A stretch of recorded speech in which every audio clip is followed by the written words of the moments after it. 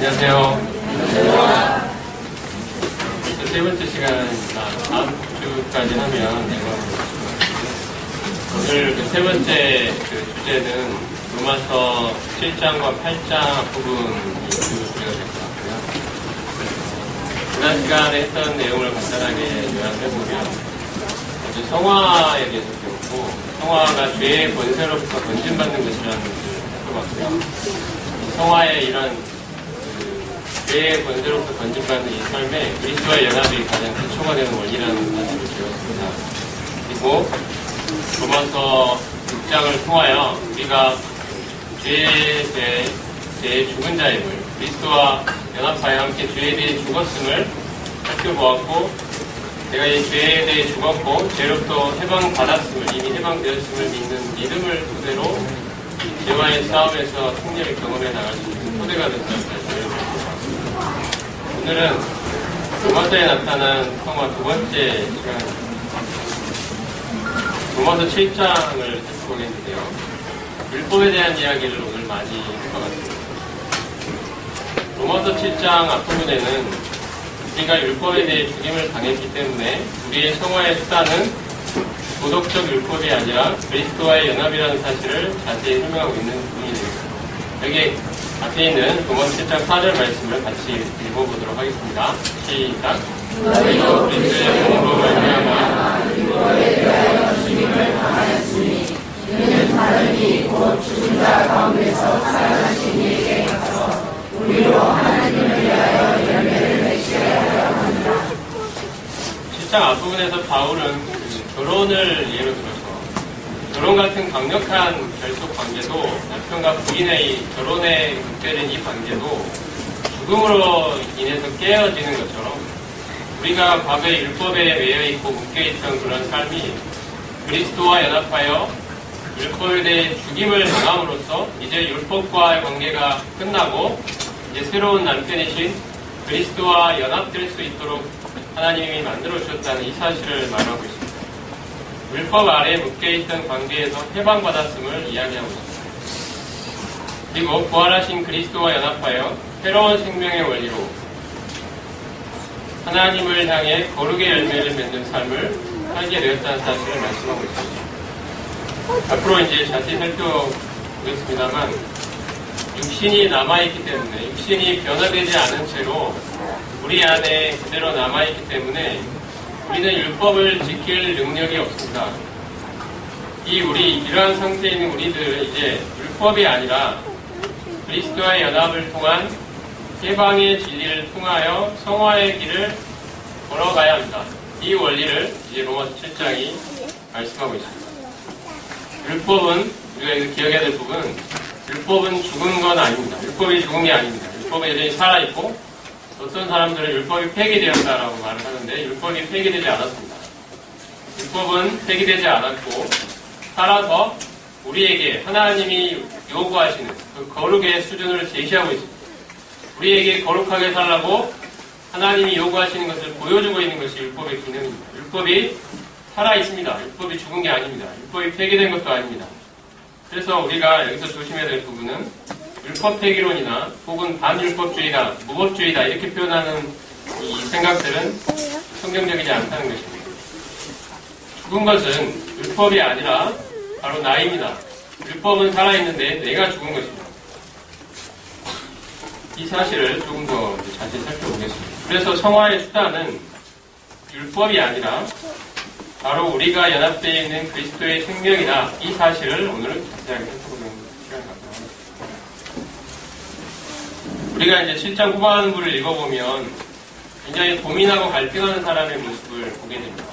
어떤 분들은 이 로마 7장 후반부에 이 고민하고 갈등하는 사람이 구원받은 그리스도인이고, 구원받은 그리스도인의 오히려 자연스럽고 정상적인 상태라고 말을 하는 분들이 있습니다. 그리고 성숙한 그리스도인일수록 더욱더 이런 이 고민과 갈등, 이런 모습들이 더 나타나는 것이다 라고까지 말하시는 그런 분들이 있습니다. 과연 로마서 7장 후반부가 그런 모습을 묘사하고 있는 것일까요? 로마서 7장이 우리에게 전달하고자 하는 주제가 과연 무엇일까요? 로마서 7장 앞부분에는 우리가 율법 아래에서 해방받았다, 벗어났다는 사실을 말을 하고 있어요. 율법에 죽었다는 사실을 말함으로써. 근데 만약에 누군가가 여전히 율법 아래 있고자 한다면 어떠한 결과가 나오는가를 바울 자신의 과거 상태를, 과거 모습을 예로 들어서 설명하고 있는 부분이 로마서 7장 후반부입니다.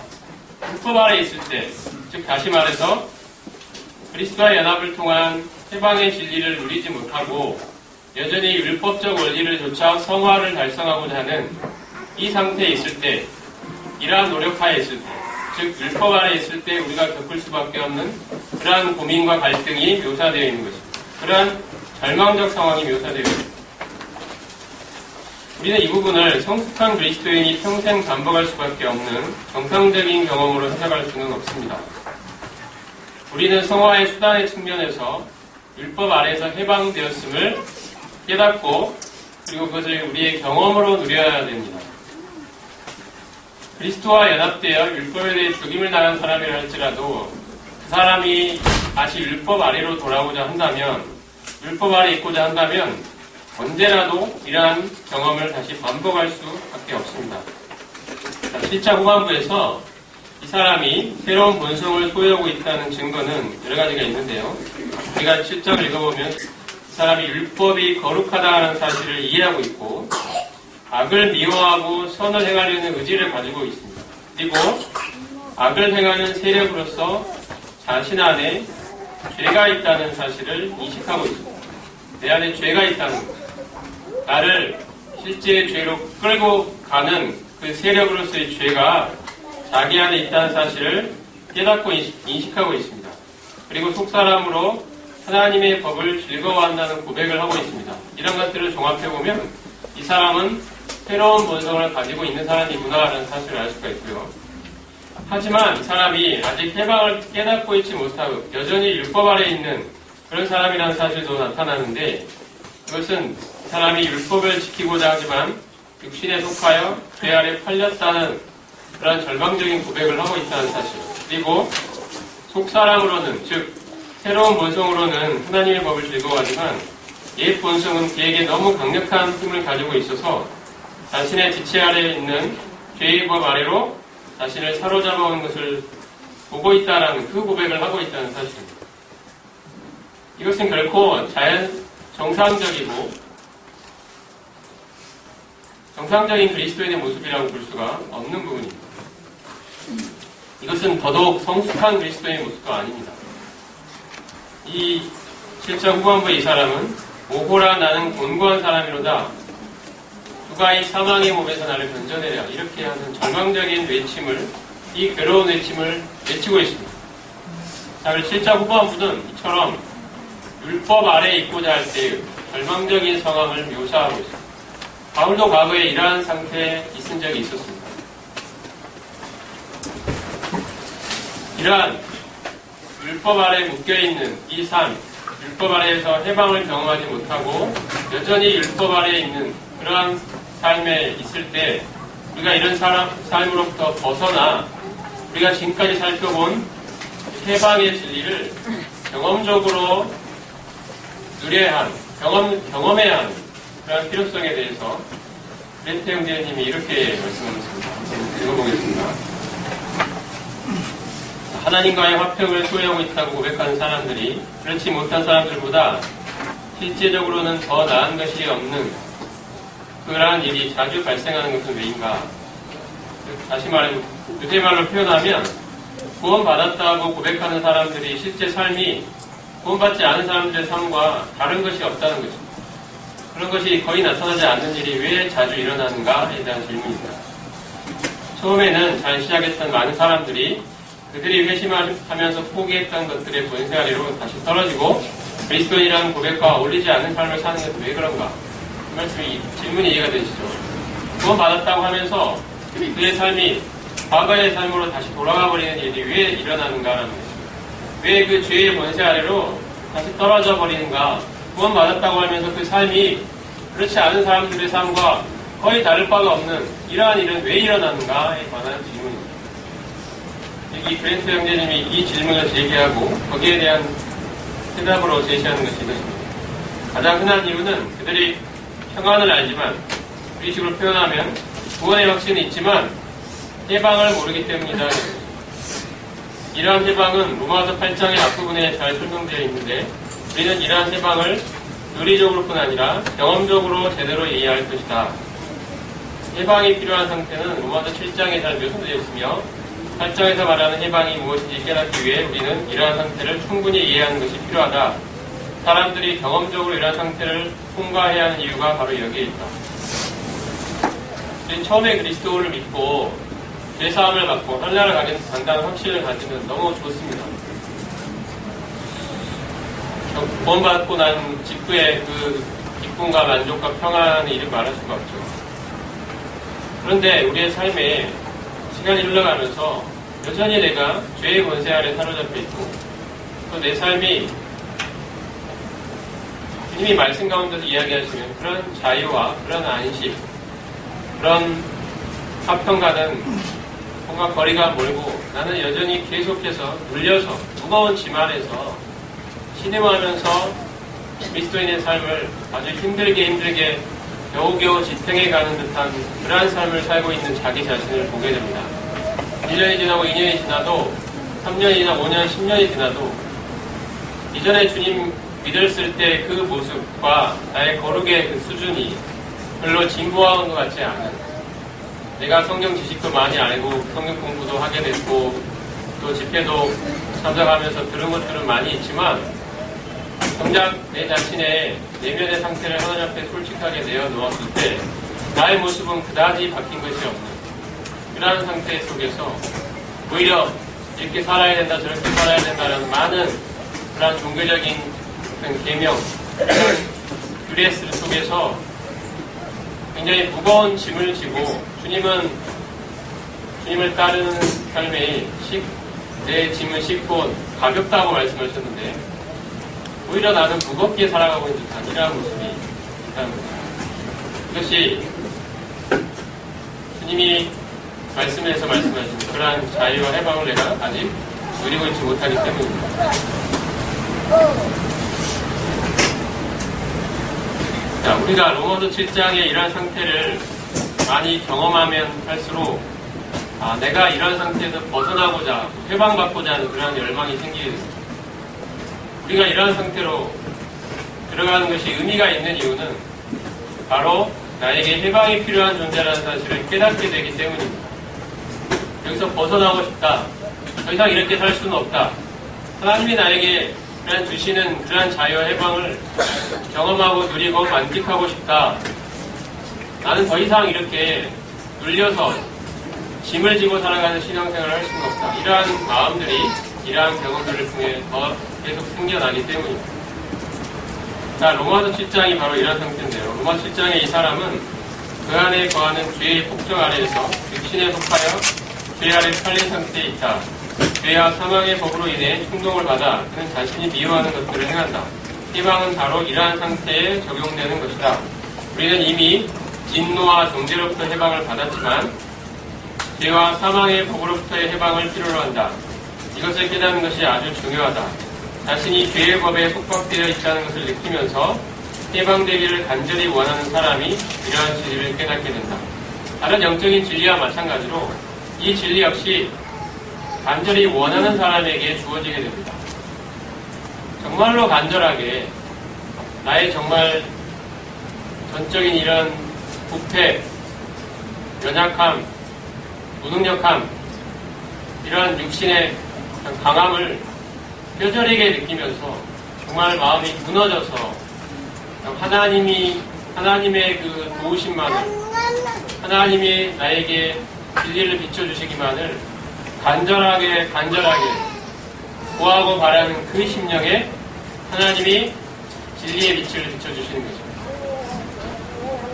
오늘 여기에 모인 우리의 심령 가운데 하나님이 역사할 수 있는 그러한 심령은 바로 이러한 해방의 진리를 간절히 찾고 찾는 사람입니다.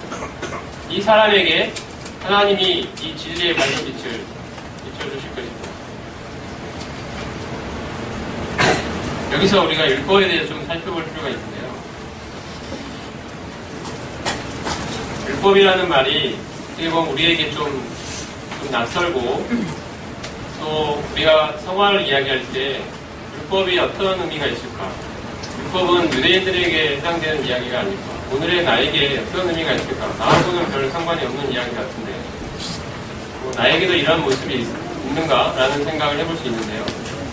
한번 들어보시기 바랍니다. 율법이라는 책에는 세 가지 구성 요소가 있는데 하나는 율법이 의도하는 목표가 있습니다. 의도하는 목표. 지금부터 있는 부분은 책에는 없는 내용인데 제가 좀 추가 내용 앞을 보시면 될 것 같습니다. 그 다음에 이렇게 의도하는 목표가 있고 그러한 목표를 달성하기 위한 수단이 율법 안에 또 있습니다. 그리고 그러한 수단을 잘 지키도록 유도하기 위한 상벌 체계가 있습니다. 잘하면 상 주고 못하면 벌 주는 체계가 그 안에 있습니다. 예를 들어서 우리가 이제 도로를 운전해서 달리면은 과속하는 차량들이 많고 사고가 많이 일어나기 때문에 도로에는 속도 제한 규정이 있죠. 예를 들어서 시속 60km로 도로에 속도 제한이 있다고 지방도 수준의 도로를 한번 예를 들어보겠습니다. 이 도로의 속도 제한 규정을 율법에 비유할 수 있는데요. 이 도로의 속도 제한 규정이 의도하는 목표가 있는데 그것은 과속하지 않고 안전운전하는 것입니다. 이것이 이 속도 제한 규정이 의도하는 목표입니다. 자, 이것을 달성하기 위한 수단은 뭐냐면 과속 카메라입니다. 카메라를 곳곳에 달아놓고 과속하는 차량을 찍는 것입니다. 찍어서 어떻게 하죠? 찍어서 찍히면 벌금을 내고 벌점을 얻고 이렇게 하는 상벌 체계가 있습니다. 이것이 율법이라는 그런 것과 똑같습니다. 율법 안에도 의도하는 목표가 있습니다. 그것은 하나님이 요구하시는 거룩한 삶을 사는 것입니다. 그것을 달성하기 위한 수단이 있죠. 각종 규례와 예식들이 있습니다. 그것을 잘 지킴으로써 하나님이 요구하시는 거룩에 이를 수 있다는 것이 율법 안에 담겨있는 기본적인 메커니즘입니다. 그리고 그 율법을 잘 지키면 상이 있고 잘 못 지키면 벌이 있는 것이 율법 안의 문제. 이렇게 의도한 목표와 목표 달성의 수단과 상벌 체계를 갖고 있는 것이 율법이라는 틀입니다. 하나님이 원래 율법을 주신 의도는 하나님이 우리에게 거룩을 요구하시는 분임을 알게 하고 우리가 그러한 율법 규정들을 온전히 지킬 수 없다는 사실을 통해 우리가 죄인이라는 사실을 깨닫도록 하시는 것이 율법을 주시는 의도입니다. 근데 율법주의가 뭐냐면 이렇게 정의할 수 있을 것 같은데요. 율법주의는 인간 자신에 대한 신뢰를 바탕으로 해서 하나님께 대한 종교적인 형식, 외적인 규례와 규칙들을 훌륭한 신앙의 표지로 삼아 그것을 잘 지킴으로써 하나님이 원하시는 거룩한 삶을 살아낼 수 있을 것이라고 생각하는 사고방식, 이것이 율법주의라고 정의할 수 있을 것 같습니다. 율법주의는 인간 자신에 대한 신뢰가 바탕이 됩니다. 사람은 결심하면 할 수 있다. 사람은 노력하면 할 수 있다는 그러한 인간 자신에 대한 신뢰가 바탕이 되어 있습니다. 그리고 그 신뢰를 바탕으로 하나님이 원하시는 거룩한 삶을 살아내기 위한 그러한 목표를 달성하기 위한 수단으로 종교적인 형식과 외적인 규례와 규칙들을 잘 지키면 그것이 훌륭한 신앙이고 그걸 통해서 거룩한 삶을 살아낼 수 있다라고 생각하는 사고방식이 율법주의입니다. 자, 아까 그 도로의 속도 제한 규정에 대입을 한번 해보겠습니다.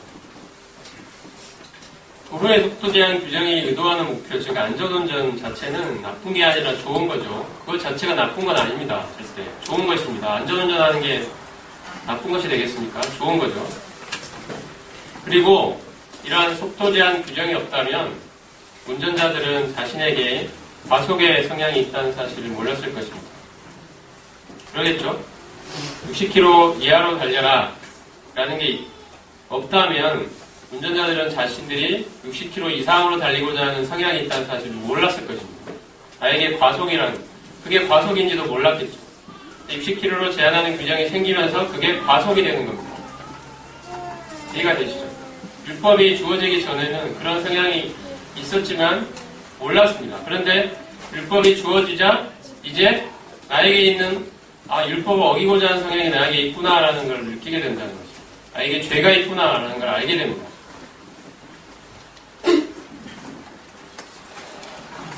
그런데 문제는 과속 카메라가 있다고 해서 사람들이 모든 구간에 걸쳐 안전운전하는 것은 아니라는 것입니다. 이 말이 무슨 말이냐면, 저도 운전을 합니다만, 아까도 운전을 하면서 퇴근하면서 운전했고,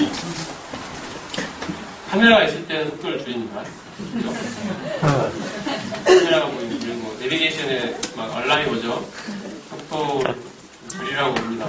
그때만 줄이다가 딱 지나가면 어떻게 합니까? 다시 속도를 과속하게 됩니다. 이게 일반적인 되게 흔하게 일어나는 거예요. 원래 뭐 어떻게 돼야 정상입니까? 모든 구간에 있어서 항상 60km 이하로 달리는 게 정상적인 거예요. 근데 그렇지 않은 성향이 우리 안에 있습니다. 답답하죠. 60km 이하로 달리려면 죽을 노릇입니다. 70, 80을 90, 100을 달려야 속이 시원한 게 우리 안에 있다는 거죠. 문제는 이처럼 사람 안에 과속 성향이 본능처럼 변화되지 않고 그대로 남아있다는 사실입니다. 과속 카메라 자체가 이러한 성향을 해결해 주지는 못합니다. 다시 말해서 사실 가장 이상적인 바람직한 모습은 카메라가 있든 없든 항상 안전운전하는 사람, 그것도 억지로가 아니라 기쁘게 안전운전하는 사람, 항상 기쁘게 60km 이하로 달리는 사람을 만들어내야 됩니다. 못한다는 것은 율법은 그럴 능력이 없습니다. 우리에게 기준은 제시하지만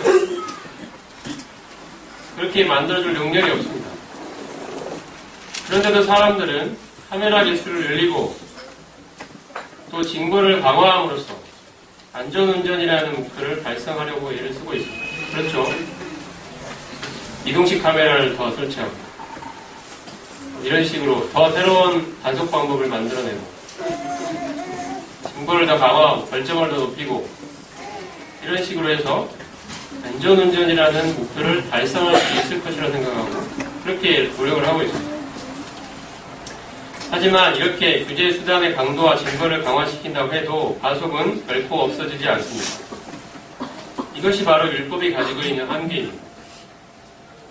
요약하자면 이러한 속도 제한 규정을 생각해 볼 때 안전운전이라는 목표 자체는 선한 것이지만 우리 안에 있는 과속 본능의 문제는 해결하지 않은 채로 단속 방법을 제대로 만들어 그것을 지키라고만 한다면 얼마든지 안전운행이라는 목표를 달성할 수 있다라고 생각하는 사고방식이 바로 율법주의인 것입니다.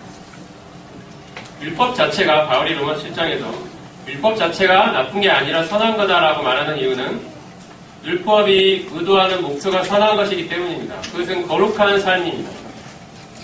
근데 우리 로마서 7장 앞부분에서 바울이 율법에 대해 죽었다고 할 때 그 죽었다고 하는 것은 무슨 뜻이냐면 그러한 율법이 요구하는, 율법이 의도하는 거룩한 삶이라는 목표를 달성하고 할 수 있는 수단으로서의 율법에 대해 죽었다는 것입니다.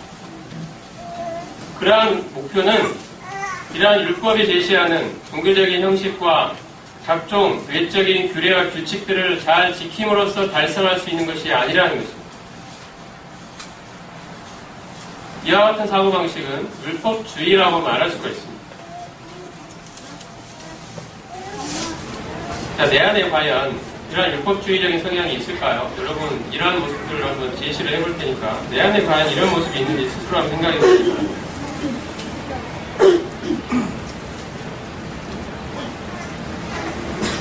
자, 첫 번째는 율법주의적인 사람의 특징은 자기 자신에 대한 신뢰가 있습니다. 말로는 주님을 의지한다고 하지만 실제로 마음의 깊은 곳에는 자기 자신이 결심하고 노력하면 얼마든지 거룩한 삶을 살 수 있을 것이라는 믿음이 자리 잡고 있습니다. 하나님의 은혜로만 살 수 있는 존재임을 진심으로 인정하지 못하고 나의 열심과 헌신, 가능성으로 하나님께 기여할 수 있을 것으로 생각합니다.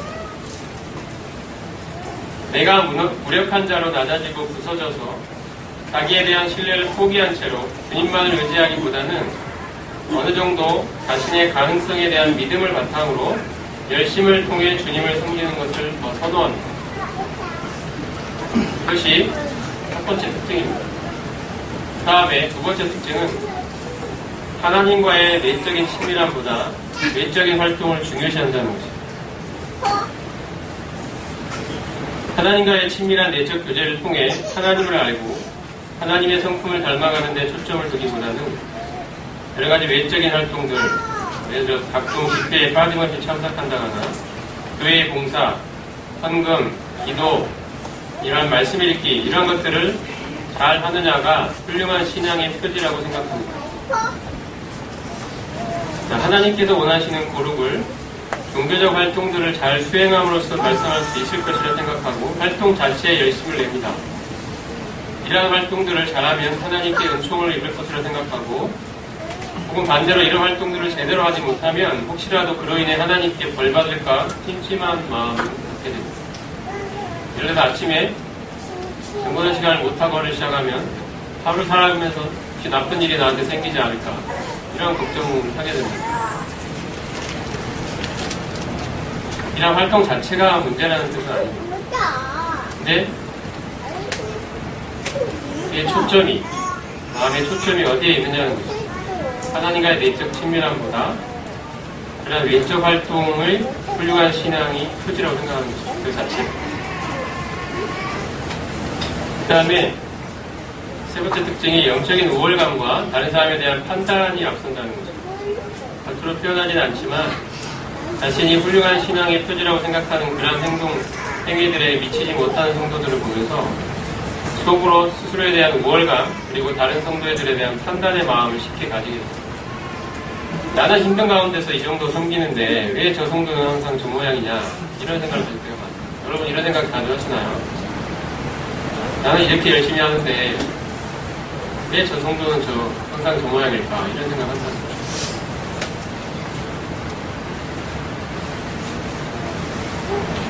그 다음에 좀 비슷한 이야기입니다만 내적인 성장보다 활동의 결과에 관심이 많습니다. 주님의 성품으로 변화되는 내적 성장으로 즐거워하기보다 자신이 행한 활동의 결과가 만족스러운가에 쉽게 마음이 흔들립니다. 내가 행한 섬김, 내가 행한 봉사 이런 것들이 결과가 좋을 때는 주님께 감사를 드립니다만 혹시 일의 결과가 좋지 않을 때는 쉽게 실망하고 다른 사람을 원망하고 하나님께 불만을 토로합니다. 결과가 좋지 않으면 나는 이런 결과를 받을 만한 베풀 사람이 아닌데 왜 내가 한 섬김에 이런 결과가 찾아오는가라고 생각합니다.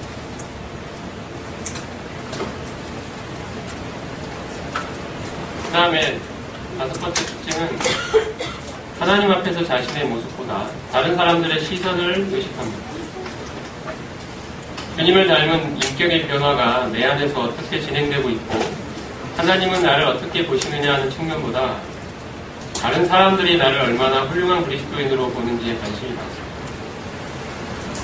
내 모습이 다른 사람에게 훌륭하게 비치면 기분이 좋다가도 다른 사람이 나를 내가 원하는 수준으로 생각하지 않는 경우가 생기면 속이 상하고 괴롭습니다. 다음에 잠이 안 오죠.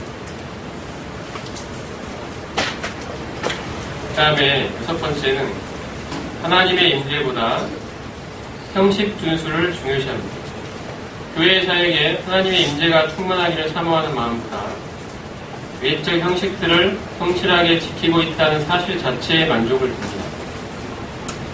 전통적으로 내려오는 신앙생활의 항목들을 외부적으로 잘 지키는 것이 신앙생활을 잘하는 것의 최고 척도라고 생각합니다. 외적인 모양과 절차를 중요시하고 내면의 진실된 모습은 소홀하게 대합니다. 이러한 것들이 바로 율법주의적인 사람의 특징이라고 할 수가 있습니다. 우리가 잘 보면 율법주의는 멀리 있지 않습니다. 바로 우리 안에 깊이 자리 잡고 있는 거죠. 율법이 사실은 우리에게서 멀리 있거나 우리에게 낯선 어떤 이름이 아니라 바로 우리의 신앙에 아주 깊이 뿌리박혀 있는 바로 그러한 모습입니다. 우리는 어릴 때부터 이러한 모습들에 훈련되어 왔습니다. 이렇게 사는 것이 성숙한 그리스도인이고 믿음이 좋은 모습이고 훌륭한 신앙이라고 생각하며 그렇게 또한 어떻게 보면 배우며 주변에서 그렇게 사는 것을 보며 살아왔습니다. 여기에서 하나님이 오늘 말씀하시는 것은 이러한 율법으로부터 해방받았다는 것입니다. 왜 이런 이야기를 잘 못하냐면요. 율법으로부터 해방을 말하면 성도들의 삶이 방종으로 흐를까봐 그게 우려가 되기 때문입니다. 율법에서 해방되었다고 말하면 마치 그 자체가 율법 폐기론, 반율법주의, 무법주의로 흐를까봐 그러한 우려 때문에 성경에서 분명히 말씀하고 있는 이 해방과 자유를 이야기하지 않는 것입니다. 자유롭게 살도록 내버려두면 잘못될 수 있다는 거죠. 차라리 이렇게 율법으로 꽉 묶어두는 게 적어도 세상으로 가버리거나 세상적으로 해서 죄 짓고 살지는 않게 만들어줄 거라는 것입니다. 무슨 말인지 이해가 되죠? 이것이 많은 강단에서 사실은 율법주의적인 설교가 행행하고 있는 중요한 이유입니다. 오늘 우리가 이 사실을 한번 제대로 좀 더 진지하게 살펴보자는 그런 취지로 말씀드립니다. 모든 강단의 말씀이 다 그렇다는 이야기는 아닙니다.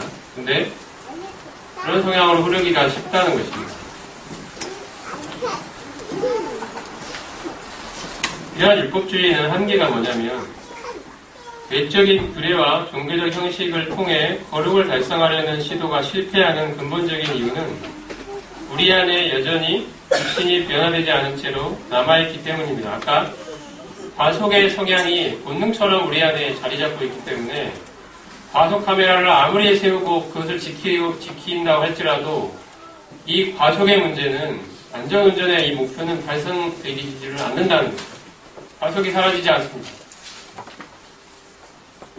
카메라만 지나면 다시 악셀라이트에 발이 올라가게 됩니다. 이 성향 자체가 해결되지 않기 때문에 율법주의가 갖는 가장 기본적인 한계 문제는 바로 우리 안에 있는 이 육신의 이 존재를 간과하고 있다는 것입니다. 이 육신의 문제를 해결하지 않고서는 하나님이 원하시는 거룩에 이를 수가 없습니다. 율법주의적인 설교가 하는 또 하나의 특징은 성도들에게 어떻게 살라고 살아가야 하는 책임과 의무를 쏟아내는데 어떻게 그렇게 살 수 있을지에 대한 해답은 해결책은 제시하지 않는다는 데 있습니다. 성도들은 내가 그렇게 살아야 되는데 내 삶이 못 살기 때문에 늘 죄책감 속에 그런 짓눌리는 그 책임감에 짓눌려서 무거운 짐 속에서 늘 살아가는 거죠. 나는 저렇게 살아야 되는데 나는 못 살고 있다. 더 결심하고 더 노력하고 이번에는 더 노력을 애를 써봐야지 하는데 며칠 가는 것 같습니다만 또 수양이 끝나면 막 말씀을 통해 은혜 받고 해가지고 일주일 갑니다만 다시 원래대로 돌아가는 무엇을 건드리지 않기 때문에 그러냐면 그 근본적인 문제는 건드리지 않고 살라고만 하기 때문입니다. 우리가 그렇게 살아야 된다는 것을 몰라서 못 사는 것이 어떻게 보면 아닙니다. 아는데도 이 살 수 있는 능력이 우리 안에 내가 그것을 발견하지 못하고 있기 때문에 그렇게 살지 못하는 그런 성격이 강합니다. 근본적인 문제를 하나님이 지적하시고 해결해 가시는 것이 바로 로마서 7장과 8장에 나타나 있습니다. 로마서 7장의 그 사람은 율법 아래에 있는 사람입니다. 어떻게 살아야 된다는 것은 아는데 그 육신의 이 문제는 해결하지 못한 채로 그 자기 자신의 결심과 노력을 통하여 거룩을 이뤄보려고 그렇게 무던히도 애를 쓰지만 항상 실패할 수밖에 없는 그러한 삶을 반복하고 있는 이 모습이 로마서 7장 후반부에 있는 사람의 고백입니다. 바로 다른 누구가 아닌 바로 우리 자신의 고백인지도 모릅니다. 여기에 대한 하나님의 해결책이 있습니다. 이게 이제 로마서 8장 앞부분에 제시가 되어 있습니다. 좀 이따가 좀 더 자세히 보겠습니다. 여기서 일단 제시를 하고 넘어가겠습니다. 하나님께서는 이러한 육신의 문제를 해결하기 위해 그리스도를 육신의 모양으로 이 땅에 보내어 십자가에 달려 죽게 하심으로써 육신을 심판하셨습니다. 그리고 이를 통하여 이제 우리를 육신의 지배로부터 해방시키신 것입니다. 육신이 심판받았습니다. 그리고 우리는 이제 육신의 지배로부터 해방받았습니다. 이를 통하여. 우리의 현실로는 우리 안에 여전히 육신이 남아있지만 하나님께서 그리스도를 통해 이루신 이 해방의 사실을 믿는 이 믿음을 바탕으로 해서 우리가 이것이 진실로 믿어질 때 내가 죄와 사망의 법으로부터 해방받았구나. 예수 그리스도께서 육신의 모양으로 이 땅에 오셔서 십자가에서 달려 죽으실 때 육신이 심판받았고 이제 내가 이를 통하여 육신의 지배로부터 해방받았구나. 이 사실을 믿어질 때 이것이 내 마음에 진심으로 믿어질 때 우리는 이 믿음을 바탕으로 해서 실제 삶에서 육신이 아니라 성령을 택하는 육신을 버리고 성령을 의지하는 삶을 살 수 있게 되는 것입니다. 바로 이 삶이 로마서 8장에서 얘기하는 해방된 자의 삶입니다. 그래서 우리의 책임은 나의 의지와 열심이 아니라 하나님이 이루신 해방의 사실을 믿는 믿음을 기초로 해서 이 믿음을 실제의 삶에서 겪는 육신과의 싸움에 적용해 나가는 것입니다. 이 싸움을 얼마나 잘 싸우느냐, 이 싸움에서 얼마나 승리하느냐, 얼마나 이 그리스도와의 연합이라는 원리 안에 깊이 거하면서 육신과의 싸움에서 승리를 경험해 가느냐가 바로 영적인 성장의 척도라고 할 것입니다. 주님이 요한복음 15장에서 포도나무와 가지의 비유를 말씀하시고 내 안에 거하라고 말씀하신 그 거하는 삶입니다. 주님과 내가 하나로 연합되어 있음을 그로 인하여 죄의 법으로부터 해방받았습니다.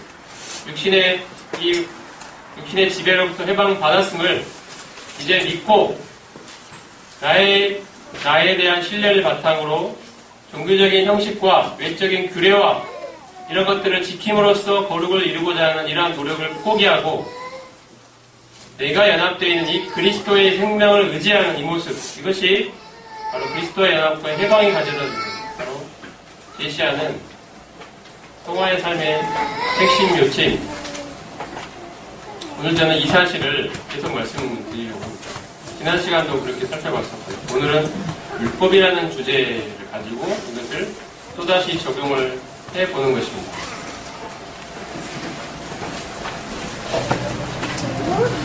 성경적인 율법관이라고 한다면 율법 폐기론과 율법주의의 양극단을 배제하는 것이 성경적인 율법관이라고 생각이 됩니다. 율법 폐기론 배제에 관련해서는 율법은 폐기된 것이 아니라 여전히 존재하면서 우리에게 거룩에 대한 하나님의 요구를 보여주고 있다는 사실입니다. 그 사람들은 로마서 7장 앞부분에 우리가 율법에 대해 죽었다는 그 말씀을 율법이 폐기되었다라고 해석을 합니다. 율법부터의 해방이라는 메시지를 율법 폐기하고 연결시키는 거죠. 하지만 아까 말씀드린 것처럼 율법은 결코 폐기되지 않았습니다. 율법은 여전히 살아서 우리에게 하나님이 원하시는 그 거룩한 삶을 우리에게 요구하고 있습니다. 그런데 어떻게 이렇게 율법이 요구하는 거룩을 이뤄낼 수 있을 것이냐? 그것은 율법적인 원리를 통해 할 수 있는 것이 아니라는 것입니다. 이 육신의 문제가 해결되어야 되기 때문입니다. 율법주의는 바로 그러한 자기 자신에 대한 신뢰를 바탕으로 해서 외적인 종교적인 규례와 형식을 통하여 거룩을 달성하려는 온갖 시도들이 바로 율법주의입니다. 이러한 율법주의도 배제가 되어야 됩니다. 하나님의 요구를 달성할 수 있는 수단은 외적인 규례와 종교 형식에 있는 것이 아니라 그리스도와의 연합을 통한 해방의 사실을 믿는 믿음을 바탕으로 육신이 아니라 성령을 의지할 때 가능합니다. 우리가 왜 계속 이 무거운 짐에 짓눌려서 살아왔느냐? 바로 이 육신의 문제를 해결하지 못한 채로 여러 가지 내가 생각하는 여러 가지 항목들을 만들어 놓고 내가 훌륭한 신앙이라고 생각하는 여러 가지 그 리스트들을 만들어 놓고 이렇게 이것을 행하면 행해야 되는 리스트, 행하지 말아야 될 리스트를 이렇게 쭉 나름대로 만들어 놓고 그것을 잘 지킴으로써, 잘 행함으로써 하나님이 원하시는 거룩에 이를 수 있다라고 생각하는 나도 모르게 가지고 있는 이 사고방식이 율법주의. 이로부터 우리는 벗어나야 돼요.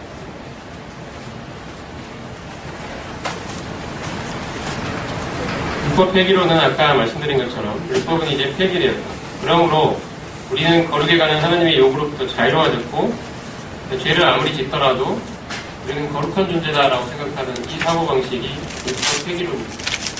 굉장히 위험한 생각입니다. 이 성경적인 율법관에 대하여 복음은 뭐라고 말하냐? 성경적인 복음은 이렇게 이야기합니다. 자신의 부패와 연약함을 철저히 인식하는 가운데 자신이 십자가에 못 박혀 죽었음을 인정하고 내 안에 사시는 부활의 주님을 의지하는 믿음으로 살라고 말합니다. 복음은 이렇게 이야기합니다. 또한 복음은 하나님의 은혜에 의지하여 인격체이신 주님과의 친밀한 사귐과 동행을 통해 그분을 알아가고 그분을 닮아가는 것을 최고의 목표라고 이야기해 줍니다. 이것이 우리가 지향해야 할 신앙의 방향입니다. 성경에 기록된 수많은 믿음의 선배들은 이러한 삶을 살았습니다. 하나님과의 친밀한 교제와 사귐이 그들의 인생에서 최고로 원하는 것이었습니다. 하나님의 임재에 거하는 것이 그들의 인생의 신앙의 최고의 목표였습니다. 하나님의 영광을 보고 그분의 아름다움을 사모하며 사는 것이, 그분을 알아가고 그분을 닮아가는 것이, 그리스도라는 그 인격, 그분의 풍요로움에 그 부요함을 알아가는 것이 바로 그들의 인생의, 그들의 신앙의 최고의 목표였습니다. 이것이 오늘날 우리의 목표, 우리의 신앙의 최고 목표, 기도 제목이 되기를 원합니다. 정리를 하자면 율법주의는 그 기초는 자기 자신에 대한 신뢰입니다. 나는 할 수 있다. 세상은 그렇게 이야기하죠. I can do it. 나는 할 수 있다. 이것이 세상이 우리에게 말하고 있는 그러한 인간관입니다. 너는 할 수 있어. 인간은 할 수 있는 존재야. 이 안에 있는 가능성을 최대한 끌어내야 돼. 이렇게 이야기합니다. 이것이 율법주의의 기초이기도 합니다. 자기 자신에 대한 신뢰.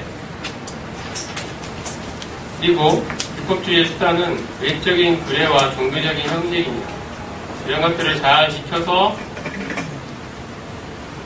하나님이 원하시는 거룩에 이룰 수 있습니다. 율법주의의 목표는 겉으로 그럴듯해 보이는 경건의 모양을 갖추는 것입니다. 말씀에 있죠. 경건의 모양은 있으나 능력은 부인하는 자라고. 모양을 잘 갖추는 것이, 그럴듯한 모양, 경건하게 보이는 그런 모양을 갖추는 것이 율법주의의 목표입니다. 이에 반하여 복음은 그 기초가 자기 자신에 대한 부인입니다.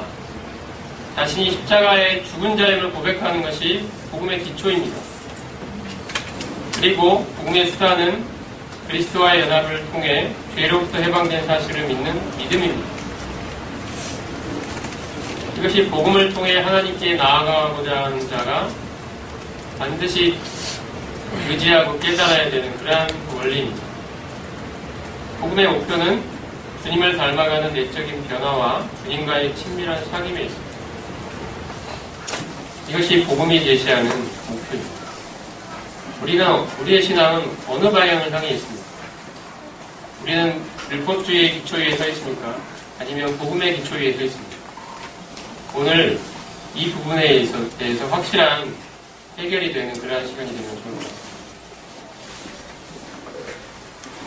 다시 말씀으로 돌아와서 로마서 8장에 로마서 8장 1절, 2절 말씀을 한번 읽어보겠습니다. 시작. 그러므로 이제 그리스도 예수 안에 있는 자에게는 결코 존재함이 없나니 이는 그리스도 예수 안에 있는 생명의 성령의 법이 죄와 사망의 법에서 물러나느니라. 여기 말씀을 보면 분명히 그리스도 예수 안에 있는, 그리스도 예수와의 연합을 말하는 것입니다. 그리스도 예수 안에 있는 생명의 성령의 법이 죄와 사망의 법에서 나를 해방하였다라고 말하죠. 해방되고 있다고 현재 진행형으로 말하는 것도 아니고 해방될 것이다라고 미래형으로 말하는 것도 아니고요. 어떻게 되어 있습니까? 이미 해방받았다라고 과거형으로 말하고 있습니다. 이미 이루어진 일입니다. 우리는 그리스도를 믿는 순간에 이미 죄와 사망의 법으로부터 해방받은 자입니다. 지난 시간에 말씀드린 것처럼 그 사실 자체를 뒤늦게 깨닫는다 할지라도 해방이 이루어진 시점은 우리가 그리스도를 처음에 믿었을 때 바로 그 순간에 우리는 해방받은 것입니다. 그러니까 처음부터 이 사실을 제대로 알고 우리의 믿음 생활을 시작했다면 얼마나 더 좋겠습니까? 근데 혹시 뒤늦게라도 알게 되더라도 우리에게 참 감사한 일입니다. 내가 죄와 사망의 법으로부터 이미 해방받은 자라는 사실을 진심으로 믿으시기 바랍니다. 저는 지난 시간에 말했던 그런 일본인 두 사람 이야기를 드렸죠. 쇼이치 요코이라는 사람하고 히로 오노다라는 사람 말씀입니다. 쇼이치 요코이는 일본이 패망했기 때문에 더 이상 그 정글에서 살 필요가 없다는 사실을 듣지 못해서 모르고 있었죠. 그 다음에 히로 오노다는 일본이 패망했다는 사실을 들었지만 믿지 않았습니다. 그럴 리가 없다라고 생각했습니다. 오늘 우리도 분명히 말씀은 죄와 사망의 법에서 해방받았다라고 말씀하는데 그럴 리가 없어. 이것은 믿어지지가 않아. 사실일 리가 없어. 그럴 수가 없어. 그럴 리가 없을 거야. 나는 이미 아직도 죄를 짓고 있는데 내가 무슨 죄와 사망의 법에서 해방받았다는 거지? 이것은 나의 생각입니다. 히로 오노다가 걸어갔던 길입니다. 그는 20년이 넘는 세월을 그런 생각 때문에 정글에서 나올 수가 없었습니다. 스스로 정글에 갇혀서 살아갔던 것입니다. 전쟁은 이미 끝났고 다른 사람들이 다 본국으로 돌아가서 보통의 삶으로 다 돌아가 버리고 그 세월이 흘러 10년, 20년, 거의 30년이 흘러가는 그 가까운 오랜 세월 동안 그는 여전히 정글이라는 그 숲속에 갇혀서 살아야 했던 것입니다. 그 세월을 허송세월 하면서 우리도 이렇게 죄와 사망의 법에서 해방받았다는 사실을 진심으로 믿지 못한다면 계속해서 이 죄와 사망의 법에 갇혀 살아가게 될 것입니다. 하나님이 이미 이루신 일을 믿는 믿음으로 받아들일 때 이러한 일이 실제 나의 삶에서 현실화가 됩니다. 믿음은 바라는 것들의 실상이라고 말씀하셨습니다.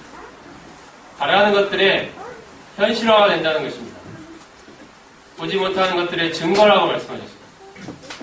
지금 당장 내 손에 잡히는 것 같지 않지만 하나님이 말씀하셨으니 이것이 진정으로 사실입니다라고 믿는 믿음을 가진 사람은 그 믿는 대로 실제 삶에서 현실화가 된다는 것입니다. 바라는 것들의 실상이라는 것입니다. 실제 내가 경험하며 살아갈 수 있는 실체가 바로 믿음이라는 것입니다. 자, 밑에 말씀도 한번 읽어보겠습니다. 시작. 율법이 육신으로 말미암아 하나님은 나타나니 곧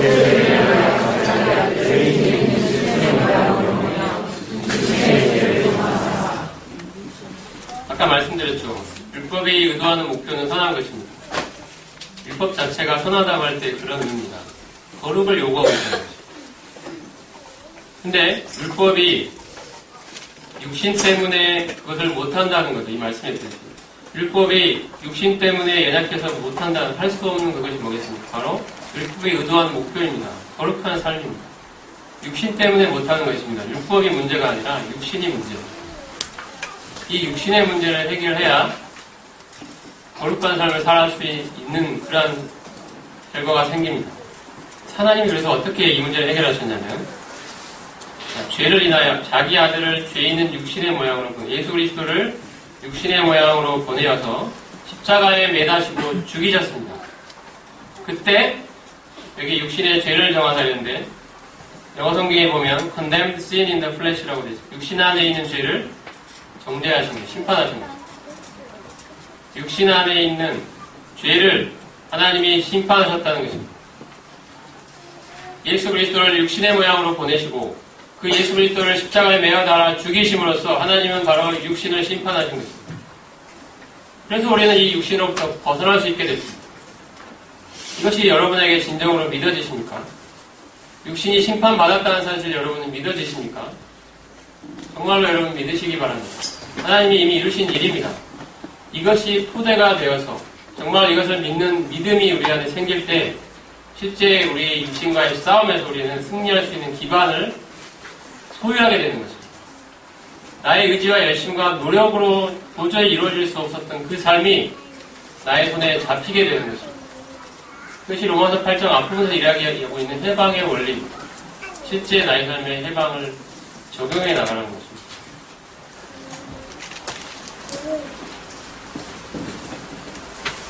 육신이 연약하기 때문에 우리가 율법 아래에서는 하나님이 원하시는 거룩을 이룰 수 없었지만 이제 죄의 율법에서 해방된 자로서 우리가 육신이 아니라 성령을 조차 행할 때 율법의 요구를 이루는 실제적인 거룩을 경험하게 됩니다. 로마서 8장 4절과 13절을 말씀 읽어보겠습니다. 시작.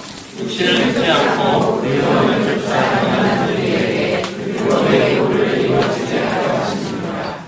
너희가 육신으로 살면 반드시 거룩을 영으로서 몸의 행실을 죽이려 사리니. 자, 우리가 육신대로 살면 반드시 죽을 것이로되 영으로서 몸의 행실을 죽이며 살리니 이 말씀만 결론만 가지고 그 바탕과 그 전제는 알지 못한 채로 육신을 예를 들어서 육신을 죽이려고 일을 쓴다거나 그렇게만 한다면 계속 어쩔 수 없이 계속 실패를 또 반복하게 됩니다. 하나님이 이미 이루신 일의 토대 위에 서야 됩니다. 하나님이 육신을 처리하셨다는 이 토대 위에 이것을 믿는 믿음의 토대 위에 서야 됩니다. 그 믿음으로 육신을 포기하는, 육신을 버리는 것입니다. 그 믿음 때문에. 그 믿음이 있을 때 육신이 아니라 성령으로서 몸의 행실을 죽이는 삶이 현실화가 됩니다. 이미 심판받아버린 육신을 따르지 않고 영을 쫓아, 성령을 쫓아 행할 때 우리에게 율법의 요구가 이루어진다는 것입니다. 율법에 목표하고 있는 의도가 이루어집니다. 하나님이 원하시는 거룩이 나의 삶에 현실화가 되는 것입니다. 그리스도인의 실제적 거룩은 해방된 사실의 적용을 통해 가능합니다. 거룩을 위한 삶의 규례로서 율법을 적용하는 것이 아니라 나의 생명이신 그리스도께서 나를 통해 나타나는 원리를 통해 가능합니다. 이 말이 무슨 말이냐면 갈라디아 2장 2절에 있듯이 내가 그리스도와 함께 십자가에 못 박혔나니 그런즉 이제는 내가 사는 것이 아니요 내 안에 그리스도가 사시는 것이다. 나는 죽었고 이제 부활하신 주님이 내 안에 사신다는 것이다. 이 주님이 나를 통해 자신을 살아내실 때, 자신을 나타내실 때 하나님이 원하시는 거룩이 이루어집니다. 나는 죽고 주님이 사셔야 됩니다. 내가 여전히 살아서 내 의지와 결심으로 한번 해봐야지라고 할 때는 실패할 수밖에 없습니다. 그때 나에 대한 죽음을 선고하고 내가 죽은 자임을 믿음으로 받아들이고 내가 죄에 대해 죽었다는 사실을 믿음으로 받아들이고 내가 율법에 대해 죽었다는 사실을 믿음으로 받아들이고 나의 모든 노력을 내 스스로에서 나는 노력을 포기하고 내 안에 사시는 주님을 의지할 때 주님이 원하시는 거룩이 나의 삶을 통해 나타나는 거죠.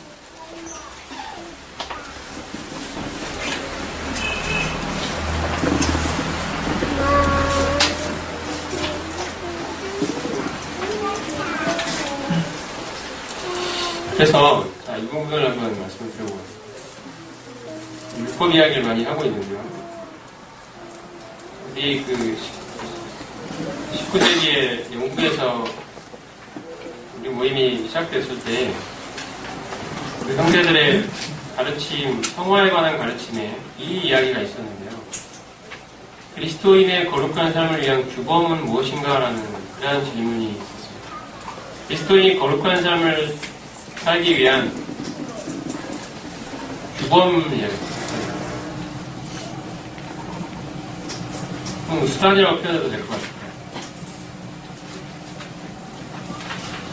거룩한 삶을 위한 규범이 율법이라는 가르침이 행해하고 있었습니다. 지금도 여러분이 성화에 관한 책을 보신다 할지 한 가지 가르침, 우리 주변에 이런 가르침들이 널리 퍼져 있습니다. 여러분 조금 관심 있게 읽어보시면 이런 것을 율법의 제3용도라고 부릅니다.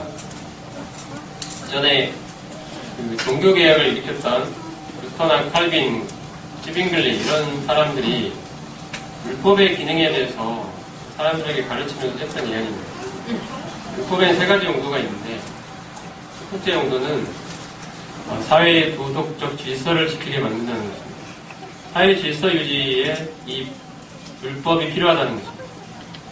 그래서 쉽게 이해가 되시죠? 법이 있어야 무법천지가 되지 않고 뭔가 질서가 잡힌다는 것이죠. 또 하나의 율법의 기능은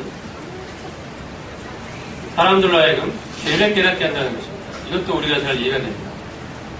근데 여기서 한 가지 더 나아가서 성경에 없는 이야기를 하기 시작했는데 그것은 율법이 성도들의 거룩한 삶을 촉진한다는 것입니다.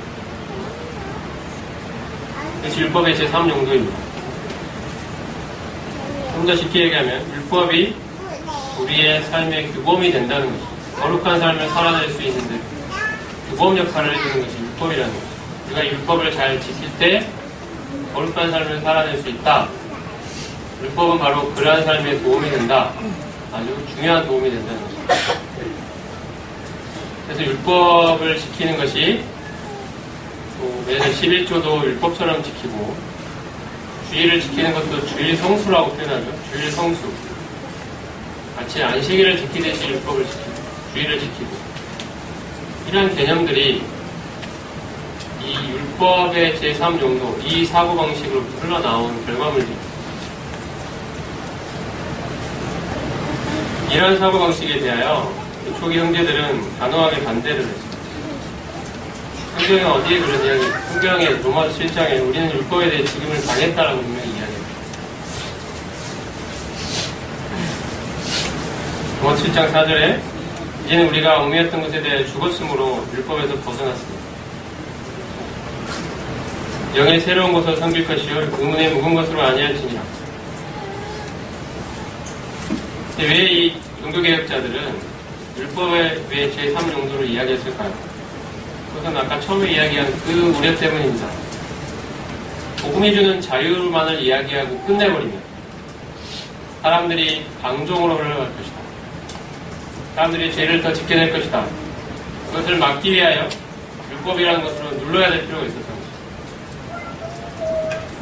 그러한 우려 때문에 율법의 제3용도를 이야기하면서 성도의 거룩한 삶을 위한 규범으로 율법을 중요한 역할을 제시했던 것입니다. 이것이 오늘날까지도 그대로 남아서 율법에 관한 이야기를 할 때 이것이 빠지지 않고 계속해서 그 저변에 흐르고 있습니다.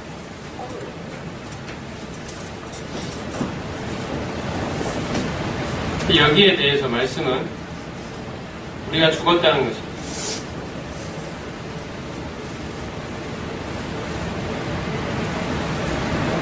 자유를 이야기하면 우리가 자유를 이야기하면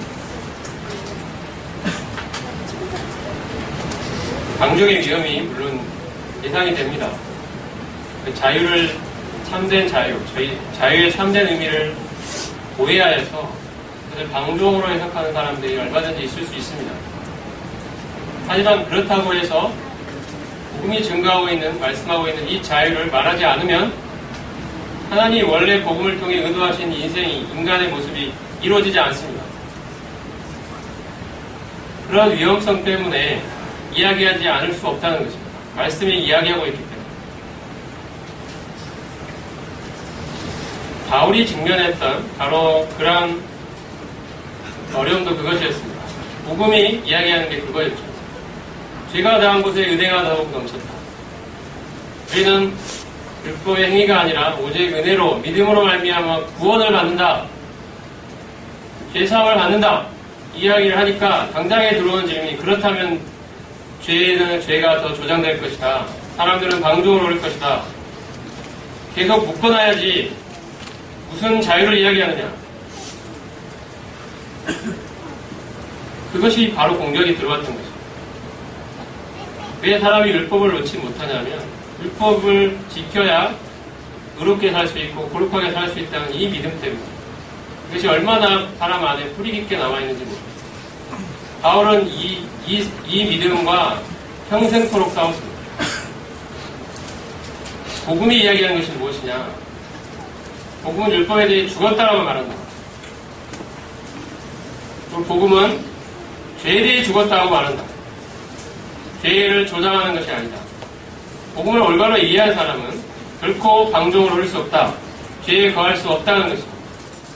진정한 자유를 아는 사람은 그 자유가 마음대로 살 수 있는 자유가 아니라 죄의 법으로부터, 죄의 권세로부터 벗어나 하나님을 이제 자유롭게 섬길 수 있는, 그 전에는 죄가 나의 발목을 잡아서 하나님을 섬기고 싶어도 섬길 능력이 없었는데 이제 이 죄의 권세로부터 벗어나 이 하나님을 자유롭게 섬길 수 있는 존재가 되었다는 바로 이 사실을 복음이 이야기하고 이것이 복음이 말하는 자유입니다. 마음대로 살 수 있는 게 아니라 오히려 복음은 우리가 의의 종이 되었다라고 말합니다.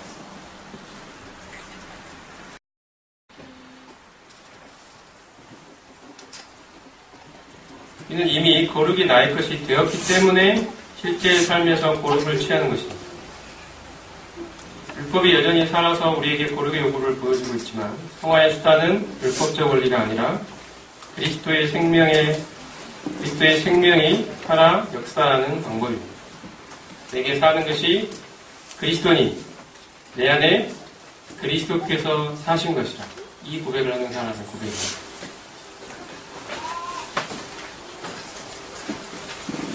삶의 규범에 대해서 윌리엄 켈리라는 형제님이 어떻게 말씀했는지 여러분이 율법이 그리스도인의 삶의 규범으로서 그리스도 위에 세워져야 한다고 말한다면 그것은 잘못일 뿐 아니라 무지한 것이다. 율법은 죽음의 규범일지는 몰라도 생명의 규범이 될 수는 없다. 바울이 말한 대로 내가 율법으로 말미암아 율법을 향하여 죽었나니 이는 하나님을 향하여 살려 함이니라. 그는 어떻게 하나님께 대하여 살았는가? 이것은 옛 생명 안에서 된 일이 아니다. 율법이 적용되는 옛 생명에 대해서 바울은 자신이 자기 대신에 돌아가신 그리스도와 함께 십자가에 못 박혔다고 말한다. 옛사람이 죽었다는 것이죠. 하지만 그리스도께서는 부활하셨다. 앞에 부활의 증인이 되자라고 말씀하고 있는데 주님이 부활하셨습니다. 그는 죽으셨을 뿐 아니라 다시 살아나신 것입니다. 그래서 바울은 내가 하나님에 대하여 살려 함이라고 말할 수 있었다. 내가 그리스도와 함께 십자가에 못 박혔나니 그런즉 이제는 내가 산 것이 아니요 오직 내 안에 그리스도께서 사신 것이라. 이제 내가 육체 가운데 사는 것은 나를 사랑하사 나를 위하여 자기 몸을 버리신 하나님의 아들을 믿는 믿음 안에서 사는 것입니다. 이제 새로운 사람이 살아가는 삶의 방식은 믿음입니다. 하나님이 이미 이루신 사실을 믿는 믿음으로 살아가는 것입니다. 그것이 내 안에 주님이 사시는 원리입니다. 내가 죽고 주님이 사시는 원리. 그것은 하나님이 이미 이루신 일에 대한 믿음입니다. 나의 의지와 열심, 나의 수고, 애씀을 통해서가 아니라 하나님이 이미 이루신 그 사실을 믿는 믿음, 그 믿음으로 날 것으로 취하는 이 믿음으로 살아가는 것이 그리스도인의 삶이라는 것입니다.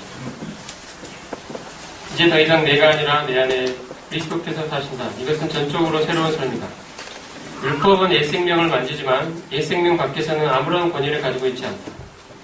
내가 그리스도를 믿는 순간 나는 살게 되었고 그 생명은 바로 그리스도이시다. 이 사실은 십자가 위에서 발견된다. 이것이 율법에 대한 초기 형제님들의 이해였습니다. 더 이상 율법을 그리스도의 삶의 규범이라고 말하지 말라. 우리는 거기로부터 벗어났다. 해방받았다는 것입니다. 그리고 주님이 내 안에서 나의 생명이 되신 그 주님이 하나님이 원하시는 그 거룩을 나를 통하여 이루어낼 수 있도록 그 주님이 역사에 가신다는 것입니다. 이 역사가 율법을 통하여 거룩에 이르려 하는 사람들보다 더 훨씬 뛰어난 삶을 살게 만든다는 것입니다. 얼마 전에 제가 장례식이 있어서 오랜만에 친척들을 만났는데요. 그 자리에서 사촌 동생이 이제 우리나라 어느 섬에서 음악 선생님을 하고 있어요. 근데 그 섬은 주민이 많이 사는 섬은 아닌 것 같은데 학생 수도 적어서 30몇 명 정도가 학교에 다니고 있다고 합니다. 중학교인데 고등학교는 그 섬에 없고요. 육지로 나가야 되는. 재밌는 것은 그 섬에 사는 그 주민들이죠. 그 학부모들이 선생님한테 맞춰 우리 자식들한테는 공부하라고 제발 이야기하지 마세요라고 한다는 거죠. 되게 이상하죠. 선생님이 애들한테 공부하라고 하지 말라는 거죠. 왜 그런 이야기를 했을까요?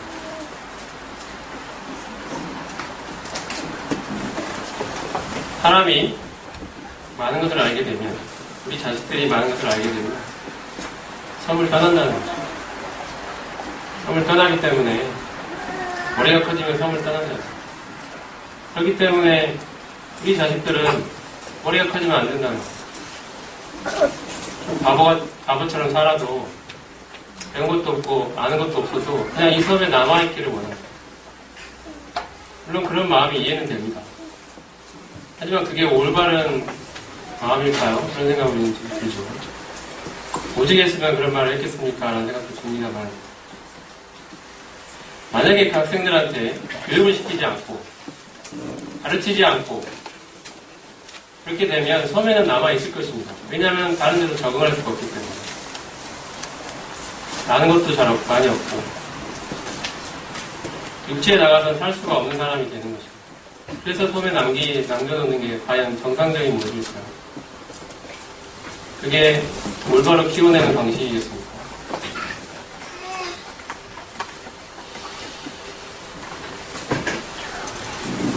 저는 이제 그 사촌한테 이야기를 했습니다.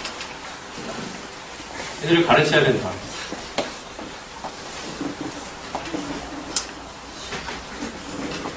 그리고 걔들에게 섬을 살아가는 사람을 만들어야 돼요. 머리가 커져도 섬을 떠나지 않고 섬에 남아서 섬을 더 발전시키는 사람이 되게끔 만들어라. 지금 섬에 지금 양식업을 하고 있는데 과거 방식 그대로 똑같이 하는 사람이 아니라 그걸 더 발전시키고 섬을 더 임팩트하게 만들고 섬을 더 발전시키는 사람을 만들어내면 되지 않나요?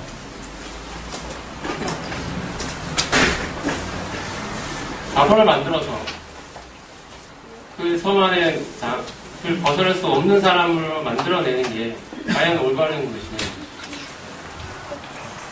물론 교육을 시키고 머리가 커지면 섬 떠나는 사람들은 생겨날 수 있습니다.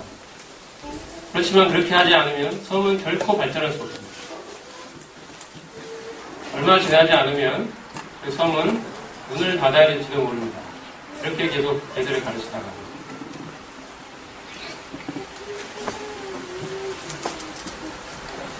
율법이라는 게 그것입니다. 그런 것도 비슷합니다.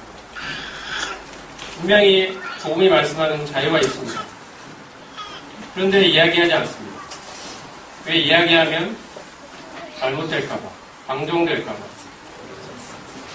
섬을 떠나버릴까봐, 그 육지에로 나가버릴까봐 가르치지 않습니다. 그래서 우리에게는 점점 이런 가르침들이 없어져 가고 있는지도 모릅니다. 가르치지 않으면 섬에는 남아있을 것입니다. 하지만 주님이 복음을 통해 우리에게 말씀하고자 하는 그 풍성한 삶은 없는 것입니다. 우리는 계속 짓눌려서 무겁게 신앙생활을 겨우 지탱하며 하다가 정말 주님이 말씀하시는 내가 온 것은 양으로 생명을 얻게 하고 더 풍성히 얻게 하려는 이 말씀은 경험하지 못하고 아마 가게 될지도 모릅니다. 이것이 우리가 처해 있는 지금의 모습입니다. 우리는 여기로부터 벗어나야 합니다. 우리는 자유를 이야기합니다. 복음이 주는 자유를 말합니다. 율법으로부터 해방받았다라고 이야기합니다. 율법에 대해 죽었다고 말합니다. 이것이 그리고 방종으로 흐르지 않을 것이라고 이야기합니다. 우리는 이러한 율법으로부터 해방을 통하여 하나님의 종이 되는 삶을 말하는 것입니다. 그리스도의 법을 이야기합니다. 그 사랑의 법을 이야기합니다. 그리스도를 사랑하는 사람을 만들어내는 것입니다. 진심으로 그 섬을 사랑하는 사람을 만들어내는 것이 중요한 것처럼 우리는 이 진리를 토대로 그리스도를 진심으로 사랑하는 사람을 우리는 하나님이 만들어내시기를 원하시는 것입니다. 그리스도를 진심으로 사랑하고 그분을 알고 그분 닮아가기를 최고의 목표로 삼고 살아가는 사람, 그것이 복음이 목표하고 있는 사람의 모습입니다. 이것을 지금 말하고 있는 것입니다.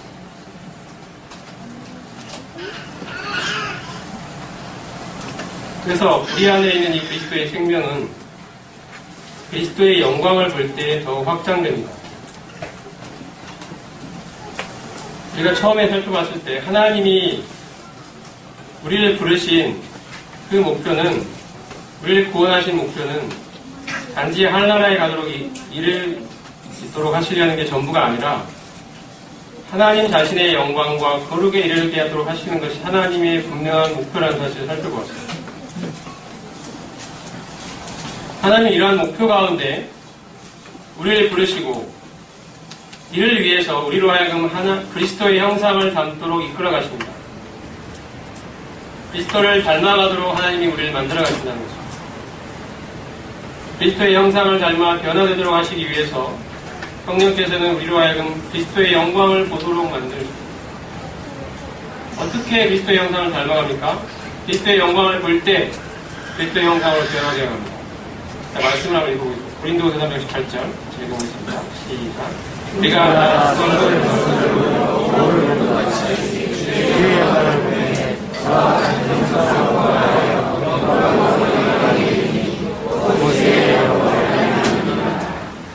여기 보면 우리가 다 수건을 벗은 얼굴로 거울을 보는 것 같이 주의 영광을 보매 주의 영광을 볼 때 주님과 같은 형상으로 변화된다라고 말합니다. 이 일은 주의 영으로 말미암아 일어난다라고 말씀하셨습니다. 혹시 여러분 금바의 얼굴이라는 소설 이야기를 아시는지요? 저희 어렸을 때는 교과서 안에 들어있던 그런 내용입니다. 미국의 나다니엘 호손이라는 그런 작가가 쓴 짧은 단편 소설입니다. 어느 마을에 소년이 살았는데 그 마을에는 그 뒷산에 큰 그 얼굴 모양을 한 바위가 있었어요. 그 마을에는 어느 날 저 바위를 닮은 바위 얼굴을 닮은 그 사람이 우리 마을에 나타날 것이다. 그러한 전설이 있습니다. 사람들은 그 사람이 마을에 언제쯤 나타날까를 기다리며 살았습니다. 소년도 매일 그 바위 얼굴을 쳐다보면서 저 바위 얼굴을 닮은 사람이 언제쯤 우리 마을에 나타날까. 많은 사람들이 그 마을 출신의 사람들이 그 마을을 떠났다가 위대한 장군이 되어오기도 하고 위대한 부자가 되어오기도 하고 정치가가 되어오기도 하고 어떤 위대한 시인이 되어오기도 하고 정말 사람들이 그런 사람이 나타날 때마다 저 바위 얼굴을 닮았다. 저 바위 얼굴을 닮았다라고 했지만 사실은 자세히 보니까 아닌 것으로 판명이 되는 일은 점점 세월이 흘러가면서 생기다가 이제 소년도 어느덧 이제 나이를 먹고 할아버지가 되었습니다. 그 소년은 여전히 매일 그 바위 얼굴을 쳐다보며 살았죠. 그 소년이 나이가 들었을 때 사람들은 알아보았습니다. 바로 우리 마을에 찾아온다고 한 그 바위 얼굴을 닮은 그 사람이 바로 그 소년인 것을 알아보았습니다. 소년은 매일 그 바위 얼굴을 쳐다보며 살았고 드디어 어느 순간이 되었을 때 그 바위 얼굴을 닮은 사람이 되어 있었습니다. 그것이 그 소설이 우리에게 주는 메시지입니다. 그 바위 얼굴을 쳐다보면서 그 작가는 아마 그런 생각을 한 것 같은데 그 바위 얼굴을 쳐다보면서 늘 마음을 새롭게 하고 그 바위 얼굴처럼 온화하고 온유한 그런 모습을 한 그런 사람으로 되기를 항상 바라고 열망하고 그런 마음으로 그 바위 얼굴을 매일매일 쳐다보며 살았더니 세월이 흘러 어느 순간 나도 모르게 바로 그 바위 얼굴을 닮은 사람이 되어 있었다. 그 바위 얼굴처럼 온유하고 온화한 모습을 한 그러한 인격의 소유자로 변화되어 있었다는 그 이야기를 하고 싶었던 것 같은데요. 저는 이 원리가 비슷하다고 생각합니다. 우리가 매일 매 순간 주님의 영광을 바라볼 때 주님과 같은 형상으로 변화된다고 말씀합니다. 주님의 성령이 이 일을 하신다고 말합니다. 우리가 아침에 성경을 읽는 이유는 무엇입니까? 우리가 기도하는 이유는 무엇입니까? 우리가 경건을 훈련하는 그 목표는 무엇입니까? 우리 왜 성경을 읽죠? 물론 성경에는 우리가 삶을 살아갈 때 많은 교훈들이 담겨 있습니다. 하나하나가 다 귀한 교훈들입니다. 그런데 그런 모든 것보다 가장 더 중요한 그 목표 한 가지가 있습니다. 우리 이것을 빼놓고 그러한 교훈들을 발견했다고 성경을 다 읽은 것으로 만족해서는 안 됩니다. 주님이 말씀하셨죠. 성경이 무엇을 말하느냐? 성경이 곧 내게 대하여 증거하는 것이다. 성경이 기록된 가장 중요한 이유는 그리스도를 우리에게 보여주기 위한 것입니다. 주님이 어떤 분이신지를 제시하고자 하는 것입니다. 주님을 계시하고자 하는 것이 바로 성경이 우리에게 주어진 그 이유입니다. 하나님은 성경을 통하여 우리로 하여금 바로 우리 그리스도를 발견하게 되기를 원하십니다. 그분이 가지고 있는 그 영광을 보게 되기를 원하십니다. 모세가 시내 산에서 율법을 받을 때 바로 하나님의 임재 앞에서 하나님의 영광을 간접적으로나마 볼 수 있었습니다. 그래서 그의 얼굴이 너무도 환하게 빛났던 것입니다. 자기 자신도 인식하지 못한 채 그는 하나님의 형상을 반사하여 빛나고 있었던 것입니다. 우리가 어떻게 주님과 같은 모습으로 변화될 수 있느냐, 그 원리가 여기에 제시되어 있습니다. 주님의 영광을 보라는 것입니다. 말씀 가운데서 여러분이 주님을 만나시고 주님을 발견하시고 주님의 아름다움에 잠기시고 주님의 영광을 깨닫게 되기를 기도하십시오. 이것이 우리가 말씀을 읽는 가장 중요한 이유입니다. 말씀을 통하여 주님의 영광을 보는 것이 우리가 말씀을 읽는 가장 중요한 이유가 되어야 합니다. 하나님이 성경을 우리에게 주신 이유이기도 합니다. 이 성경을 통하여 나의 아들 그리스도를 발견하라는 것입니다. 우리가 매일 기도하는 이유는 무엇입니까? 기도를 통하여 우리가 하나님의 임재 앞에 나아가 바로 우리를 구원하신 우리 주 예수 그리스도 그분의 깊이 잠기는 시간이 바로 기도 시간입니다. 주님을 기억하고 주님을 묵상하고 주님을 바라고 주님을 의지하고 주님을 기다리고 주님과 사귀고 주님께 말씀드리고 주님의 음성을 듣고 이런 모든 주님과의 사귐의 시간입니다. 우리가 주님의 영광을 보는 시간이요. 이를 통하여 우리가 주님의 같은 형상으로 변화되어가는 그런 소중한 시간들인 것입니다. 모세는 다른 어떤 것보다도 주의 영광을 보여달라고 하나님께 구했습니다. 다윗은 하나님이 너의 인생에 한 가지 소원이 무엇이냐고 물으실 때 내가 여호와께 바라는 단 한 가지 소원이 있는데 그것은 바로 내가 여호와의 집에 거하며 여호와의 아름다움을 앙망하며 그 전에서 하나님을 사모하는 것입니다. 라고 보내요. 시편 27편 4절입니다. 하나님의 영광을 보는 것, 그분의 그 아름다움에 거하는 것, 그분의 임재 안에 깊이 거하는 것, 이것이 다윗이 가졌던 한 가지 소원이었습니다. 이것이 우리의 소원이 되기를 원합니다. 하나님이 이 삶으로 우리를 부르신 것입니다. 우리가 그리스도의 영광을 볼 때 그리스도의 생명이 확장되고 우리가 주님의 형상으로 변화되어가는 일이 우리 안에 일어납니다. 요약을 하자면 이렇게 요약할 수 있을 것 같습니다. 우리는 처음에 그리스도의 연합을 이야기했습니다. 우리가 그리스도의 사역에 연합되어 있고 그리스도의 성품에 연합되어 있다.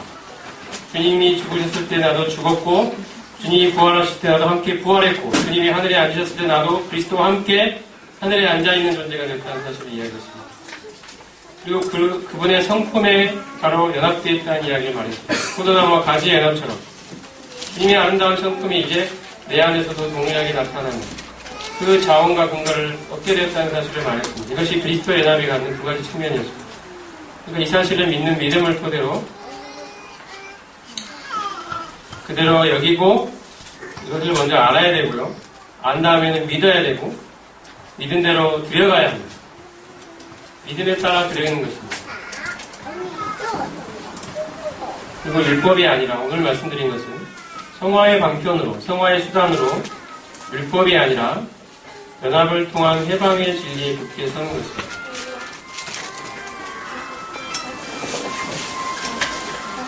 그랬을 때 우리는 죄에 대해 죽고 의에 대해 살아나 죄의 권세로부터 해방된 자로서 이제는 육신이 아니라 성령을 좇아 행할 때 실제적 거룩이 경험적으로 이루어지는 것을 보게 될 것입니다. 이것이 지난 첫 번째, 두 번째, 오늘 세 번째 시간을 통하여 우리가 말씀을 통해 살펴본 그리스도와의 연합을 통한 성화의 진리 전체를 요약한 것입니다.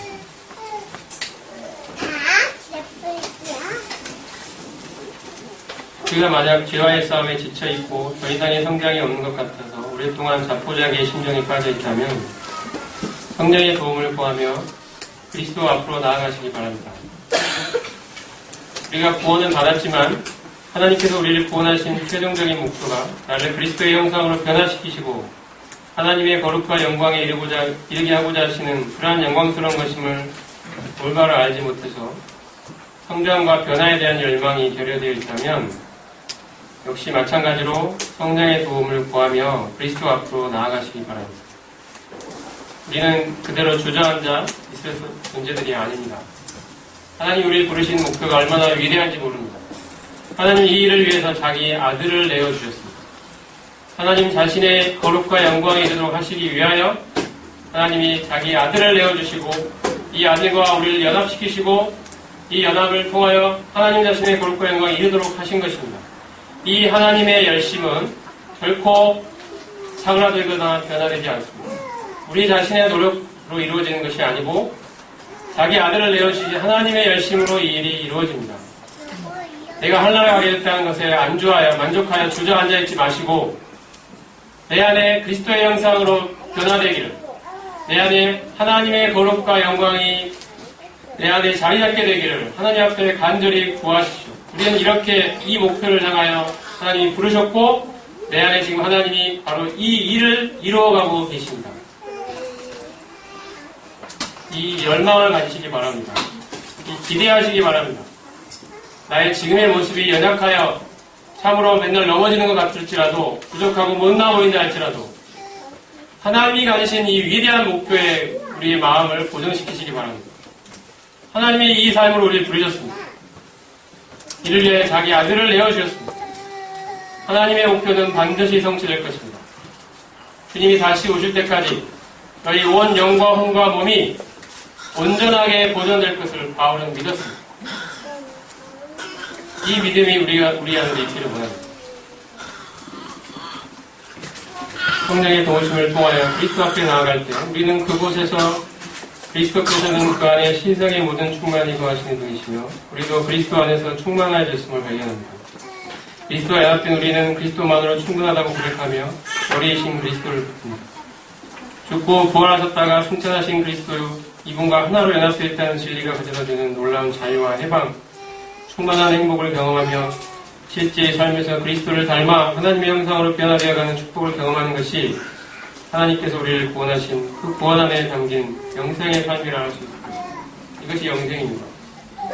주님이 말씀하셨습니다. 영생은 유일하신 참 하나님과 그의 보내신 자 예수 그리스도를 아는 것이다. 그래서 안다는 것은 경험적으로, 인격적으로 아는 알을 말합니다. 그리스도라는 인격을, 하나님이라는 인격을 알아가는 것입니다. 인격적으로 알아가는 것입니다. 그분이 얼마나 부유하고 풍성한 분인지를 알아가는 것입니다. 그분을 닮아 변화되어 가는 것입니다. 그분과의 인격적인 사귐 안에 거하는 것입니다. 이것이 주님을 알아가는 삶이고 영생입니다. 이것이. 우리가 평생 영원토록 한 일은 바로 이것일 것입니다. 영원토록 주님을 알아갈 것입니다. 그 무한한 부여의 주님을 알아도 더 풍성한 그 주님을 계속해서 알아갈 것입니다. 우리에게는 이것을 위해 영원이라는 시간이 필요할 만큼 주님은 그만큼 광대하게 풍성한 분이십니다. 이것이 영생입니다.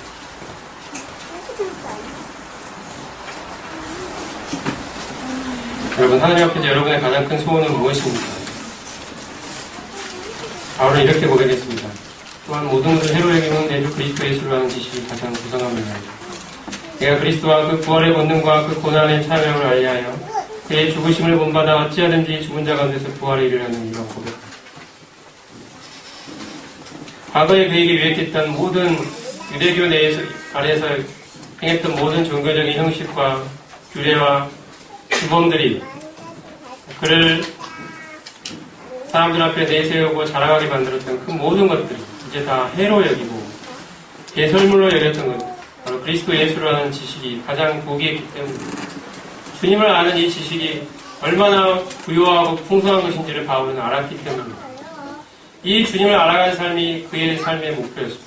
이 주님을 알기 위해서 그분이 걸어가셨던 길을 걸어가고자 했던 것입니다. 그분이 걸어가셨던 그 십자가의 삶을, 그 고난의 삶을 그도 살기를 원했습니다. 주님을 알고자 했기 때문입니다. 주님이 그 길을 걸어가셨으니 나도 그 주님을 본받아 그 길을 가고자 했습니다. 그 길을 갈 때 주님을 알 수 있기 때문입니다. 그 길을, 고난을 통하여 이제 부활을 경험하기를 원했습니다. 왜냐하면 주님이 그 길을 가셨기 때문입니다. 이것이 생명의 원리입니다. 죽음을 통하여 부활로 나오는 것. 그래서 그는 고난으로 자기를 죽이는 길로, 자기에게 죽음을 선고하는 길로 계속해서 자기에게 나아갔던 것입니다. 왜냐하면 이것을 통하여 주님을 배울 수 있었기 때문에, 주님의 그 부활의 권능에 참여하는 법을 알 수 있었기 때문에,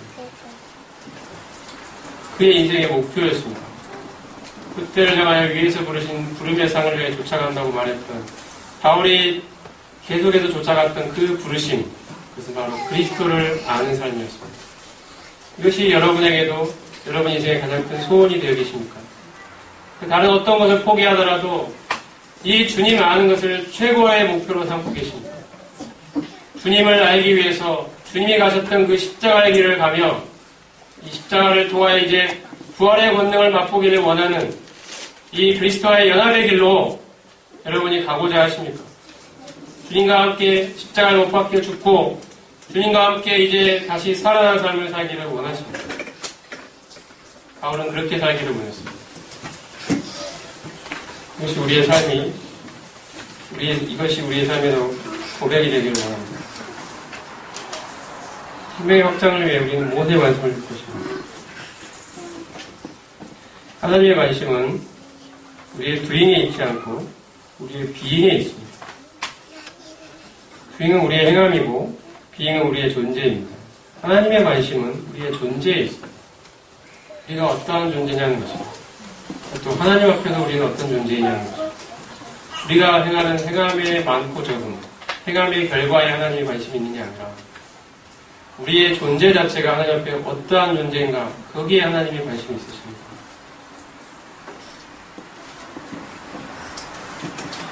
그러므로 우리 역시 우리의 존재가 그리스도를 담고 있는지에 관심을 쏟아부어야 합니다. 우리의 외적 행함도 활동 자체에 초점을 맞추기보다 이러한 행함을 통하여 우리의 내적 존재가 변화되는 기회가 되도록 초점을 맞춰야 합니다. 여러분, 왜 교회 안에서 섬기십니까? 여러분이 섬김을 통해 목표하는 것이 무엇입니까? 주변 성도들의 인정입니까? 아니면 내가 이렇게라도 해서 하나님을 섬긴다는 자기 만족입니까? 아니면 주변 다른 사람들의 체면, 다른 사람들의 시선을 의식해서 마지못해 섬기고 계십니까? 어떤 것이 우리가 행하는 섬김에, 이 행함에 초점이 되어야 되느냐는 것입니다. 그것은 그 행함을 통하여, 그 섬김을 통하여 우리의 내적 존재가 그리스도를 닮아 변화되어가는 기회를 삼자는 것입니다. 우리가 섬기면서 자매님들이 애차하는 섬기시죠. 청소를 하는 섬기시죠. 우리가 주일학교 학생회 이런 거 섬기시죠. 교회 청소를 하죠. 여러 가지 집회 준비를 하고 여러 가지 면에서 성도들을 섬기는 일들이 여러 가지 다양한 일들이 많이 있습니다. 이러한 섬김 속에서 우리의 최대의 관심은 이것을 통하여 주님을 배우는 데 있어야 됩니다. 주님의 그 섬김을 배우는 데 있어야 됩니다. 주님의 마음을 배우는 데 있어야 됩니다. 주님이 어떻게 우리를 섬기셨는지 다른 성도들이 알아주지 않아도 때로는 내가 속상한 일이 생겨도 내가 행하는 섬김으로 오히려 다른 성도들이 그 나를 해주지 않을 때 속상할 때 우리는 누구를 생각해야 되냐면 바로 이 땅에서 무시당하시고 이 땅에서 조롱받고 이 땅에서 부인당하신 주님을 배우는 내가 그 주님을 지금 배우고 있구나에 우리는 만족하고 있어요. 그것을 기뻐할 줄 알아야 됩니다. 주님을 배우는 삶으로 하나님이 나를 인도하고 계시는구나. 그것으로 인해 오히려 감사하십시오. 나에게 십자가의 길이 주어질 때 오히려 감사하십시오. 그것이 주님을 배우고 있다는 증표입니다. 오히려 감사할 일입니다. 하나님의 관심은 나의 존재에 관심이 있으십니다. 내가 그리스도를 닮은 존재로 변화되어 가느냐에 하나님이 관심이 있으십니다. 그래서 여러 가지 상황과 환경을 통하여 바로 나의 내면을 연단해 가고 계시는 것입니다. 그리스도 닮은 존재로 만들어내시기 위하여 우리 하여금 십자가의 길을 통과케 하시고 부활의 권능으로 나오는 삶을 경험하게 하시는 것입니다. 우리는 그리스도의 영광과 거룩을 묵상하고 그분의 인격의 아름다움에 잠겨있을 때 그분의 영광을 닮아 우리의 존재가 변화되어가는 것을 경험하게 됩니다. 하나님의 말씀이 바로 여기에 있습니다. 성경을 통해 주님의 영광을 보아야 합니다. 주님의 영광을 묵상하고 주님과의 깊은 사귐으로 들어가야 합니다. 이것이 우리의 진정한 영적인 훈련입니다. 자, 질문 하나 드리겠습니다. 여러분은 로마서 7장 후반에 나타난 사람의 고백과 동일한 경험을 해본 적이 있으십니까? 그 사람의 상태와 로마서 6장 8장 초반에 나타난 사람과의 가장 큰 차이는 무엇이라고 생각합니까? 그 사람이 겪고 있는 상태와 로마서 6장과 8장에서 말하는 그런 해방의 모습과 가장 큰 차이가 무엇이라고 생각합니까? 라는 질문입니다.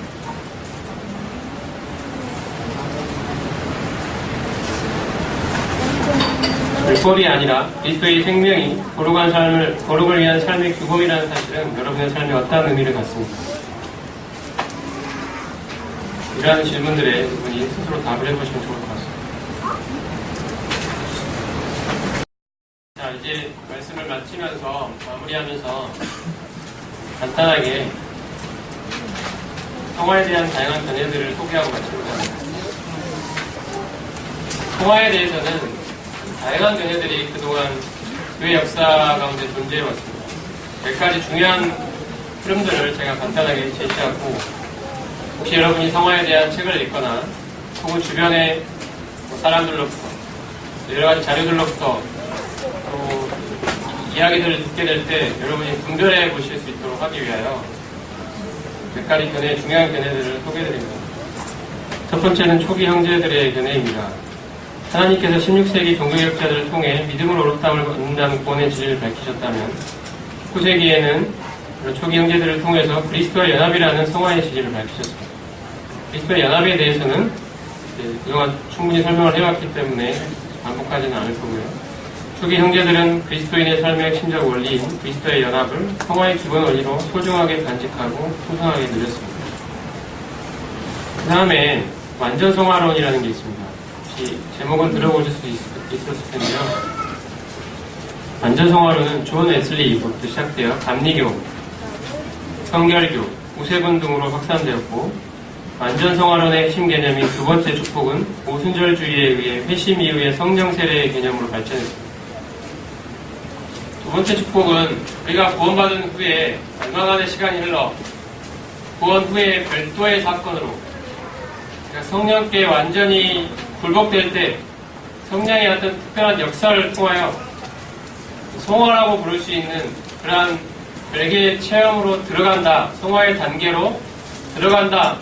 그것이 꼭 내 인생에서 구원 이후에 두 번째로 찾아오는 축복이다라는 의미에서 두 번째 축복이라는 그러한 이름으로 불렸습니다. 웨슬리가 말하는 완전성화란 모든 죄의 존재로부터 자유케 되는 절대적인 의미의 거룩을 말하는 것은 아니었고 단지 하나님과 인간에 대한 순수한 사랑으로 온전히 지배받는 상태를 말하는 것이었습니다. 그는 이러한 의미의 완전성화란 믿음으로써 예수 그리스도에게 완전히 자신을 헌신하는 순간에 주어지는 것이라고 보았고 이러한 완전성화의 경험에 있어서는 신자의 회심 사건 이후의 어느 시점에 경험하는 분명히 구별되는 결정적인 사건, 이른바 두 번째 축복이 반드시 필요하다고 보았습니다. 근데 완전성화론자 중에는 죄된 본성이 이 땅에서 완전히 근절될 수 있다고 믿는 사람들도 있었습니다.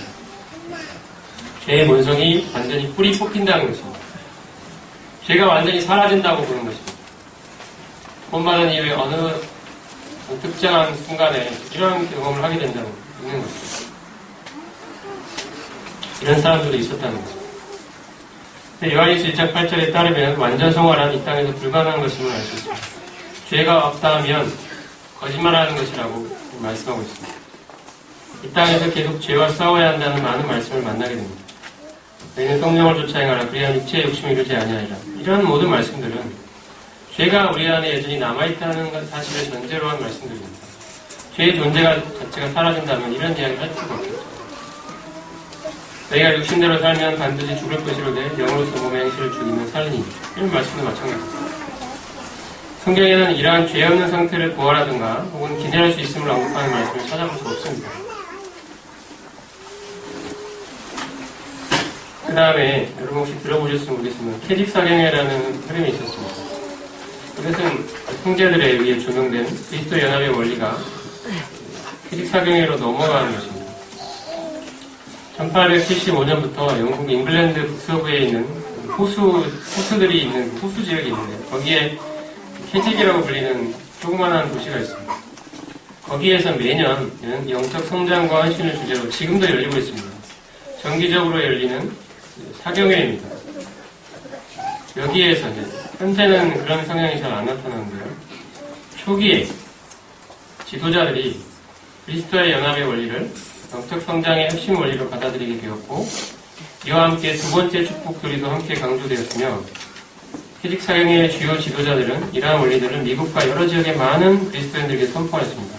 주요 인물로는 A.T. 피어슨, F.B. 마이어, 앤드류 머레이, 크리티스 토마스, 찰스 트럼벌, 오스왈드 샌더스, 그레이엄 스크로지, 로버트 맥컬킨, 제시 펜 루이스 같은 사람들이 있고 스코필드나 쉐이퍼 같은 초기 세대주의자들도 여기에 참여하고 있었습니다. 여러분 좀 들어보신 인물들도 있죠. 주요 저서로는 호킨스가 쓴 The Law of Liberty in the Spiritual Life가 고전처럼 읽혔고 그 외에도 맥스웰이 쓴 Born Crucified 그리고 휴겔이 쓴 Born of His Bone 있고 중국의 워치만리가 쓴 The Normal Christian Life가 있습니다. 정상적인 그리스도인 생활로 번역되어 있는 책이 있습니다. 이런 흐름들이 다 캐직 사경의 흐름을 반영하고 있는 그러한 저서들이고요. 그 다음에 개혁주의라고 부르는 그러한 흐름이 있는데 전통적인 개혁주의가 있고 최근에 등장한 단일본성주의라고 불리는 흐름이 있습니다. 이것도 한번 이런 것이 있구나라고 한번 들어만 놓으시면 좋을 것 같습니다. 전통적인 개혁주의자들은 회심 이후의 두 번째 축복 경험이 성화의 필수적이라는 견해를 반대했습니다. 성화는 일생에 걸쳐 성령에 의해 내적인 변화를 경험하는 점진적인 과정으로 보았습니다. 그리고 아까 말씀드린 것처럼 성화의 과정에서 도덕적 율법이 신자의 삶이 규범이 된다고 보았으며 성령의 도우심을 받아 옛사람을 죽이는 끊임없는 경건의 훈련을 강조했습니다. 여러분 잘 들어보시면 이것이 여러분이 가지고 있는 기존의 성화론인지도 모릅니다. 아주 비슷하다는 생각을 하게 되실 것입니다. 옛사람을 끝없이 죽이는 경건의 훈련. 말씀과 기도를 통해 옛사람을 계속 죽여라.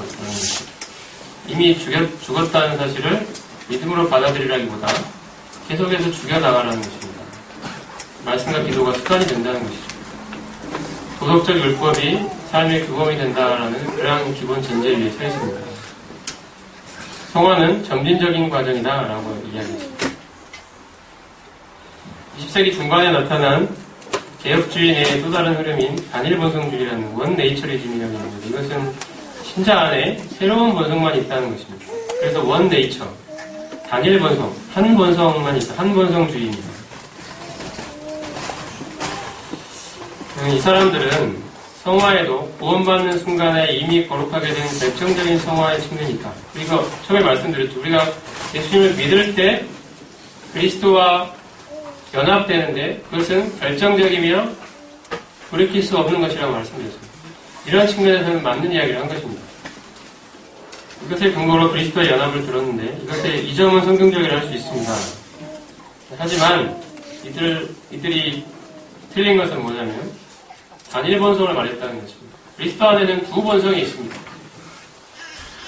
옛본성과 새본성이 있습니다. 근데 이분들은 새본성만 있다라고 본 것이고 그렇다면 왜 죄는 짓느냐라는 것은 옛본성의 습관, 잔재가 남아있어서 그런 것이다 라고 설명을 했습니다. 이들은 구원받을 때 새로 갖게 되는 새 본성의 측면만을 크게 본 나머지 우리 안에 여전히 옛본성이 살아있다는 구체적 사실을 무시하는 잘못을 저질렀습니다. 이러한 사상을 지지하는 단일본성주의 지지자로는 20세기 중반에 존 머레이가 있고요. 마틴 로이드 존스, 20세기 후반에 안토니 후쿠마가 있고 R.C. 스프롤이 있고, 닐 앤더슨, 데이빗 니뎀, 그다음에 최근에 존 메가더 같은 사람들이 단일 번성주의 가르치고 있습니다. 여러분이 책을 읽어보시면 이러한 저자들이 쓴 책을 여러분도 읽으실 가능성이 있는데 그들의 성화론은 단일 번성주의구나라고 생각하시면 됩니다. 그들은 새로운 번성의 측면만을 강조했습니다.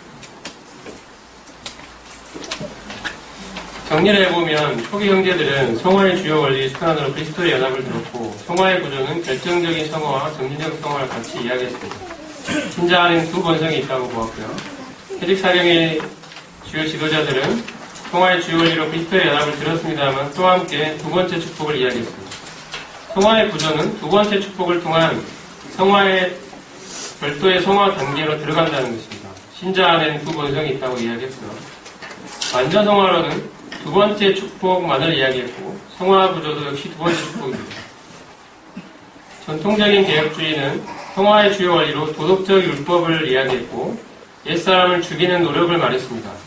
성화 구조는 점진적 성화만을 이야기했고 두 번성을 이야기했는데 개혁주의 내의 또 다른 흐름인 단일 번성주의는 그리스도의 연합을 말했습니다만 여전히 도덕적 율법에 대한 이야기를 하고 있고 성화의 구조도 결정적인 성화와 점진적 성화를 맞게 이야기했습니다만 신자 안의 본성으로 한 본성만을 이야기하고 있기 때문에 우리가 주의를 해야 될 필요성이 있습니다.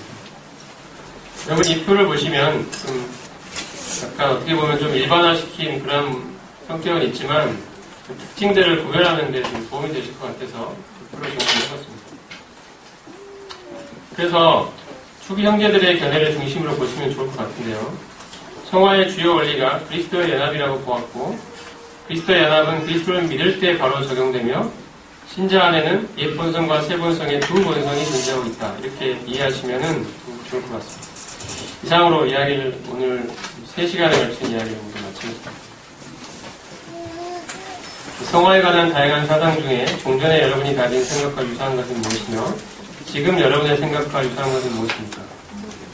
혹시 한번 생각해 보시겠습니까? 혹시 정리가 되신다면 성화에 관한 주요 사상을 다른 사람에게 간단하게 설명해 보는 것도 도움이 될 거라고 생각합니다. 첫 번째 질문을 한번 잘 생각해 보시면 좋을 것 같습니다. 우리가 알게 모르게 여러 가지 영향을 받아서 어떠한 이야기를 들었을 때 이건 내 생각과 비슷하네 하고 하는 게 있을 수 있습니다. 오늘 이야기를 마치면서 여러분에게 그리스도의 연합과 관련된 서적들을 소개해드린다면 그리스도의 연합이라는 책이 있고요. 전도출판사에서 나온 책입니다. 연합과 성장이라는 책이 있고 영적 성장을 위하여 작년에 나온 가장 최근의 책이 상하로 나와 있습니다. 제가 책을 가져왔는데 그리스도의 연합이라는 책이 있고요. 2010년에 나온 책입니다. 혹시 관심이 있으시면 이 책이 가장 기본이 된 책입니다. 그래서 읽어보시면 좋을 것 같아요. 연합과 성장이라는 책이 가운데 있는데 제가 가져오지는 못했고 그 다음에 영적 성장을 위하여가 이게 가장 최근에 나온 책입니다. 그리고 이제 하나 더 소개해드린다면 로마서 핵심 주석이라고 로마서의 말씀들을 주석한 건데 그리스도의 연합이 그 안에 많이 담겨 있습니다. 그래서 로마서를 그리스도의 연합이라는 시각으로 좀 더 자세히 보고 싶은 분들에게 도움이 될 것이라고 생각합니다. 마치고 기도하고 마치겠습니다.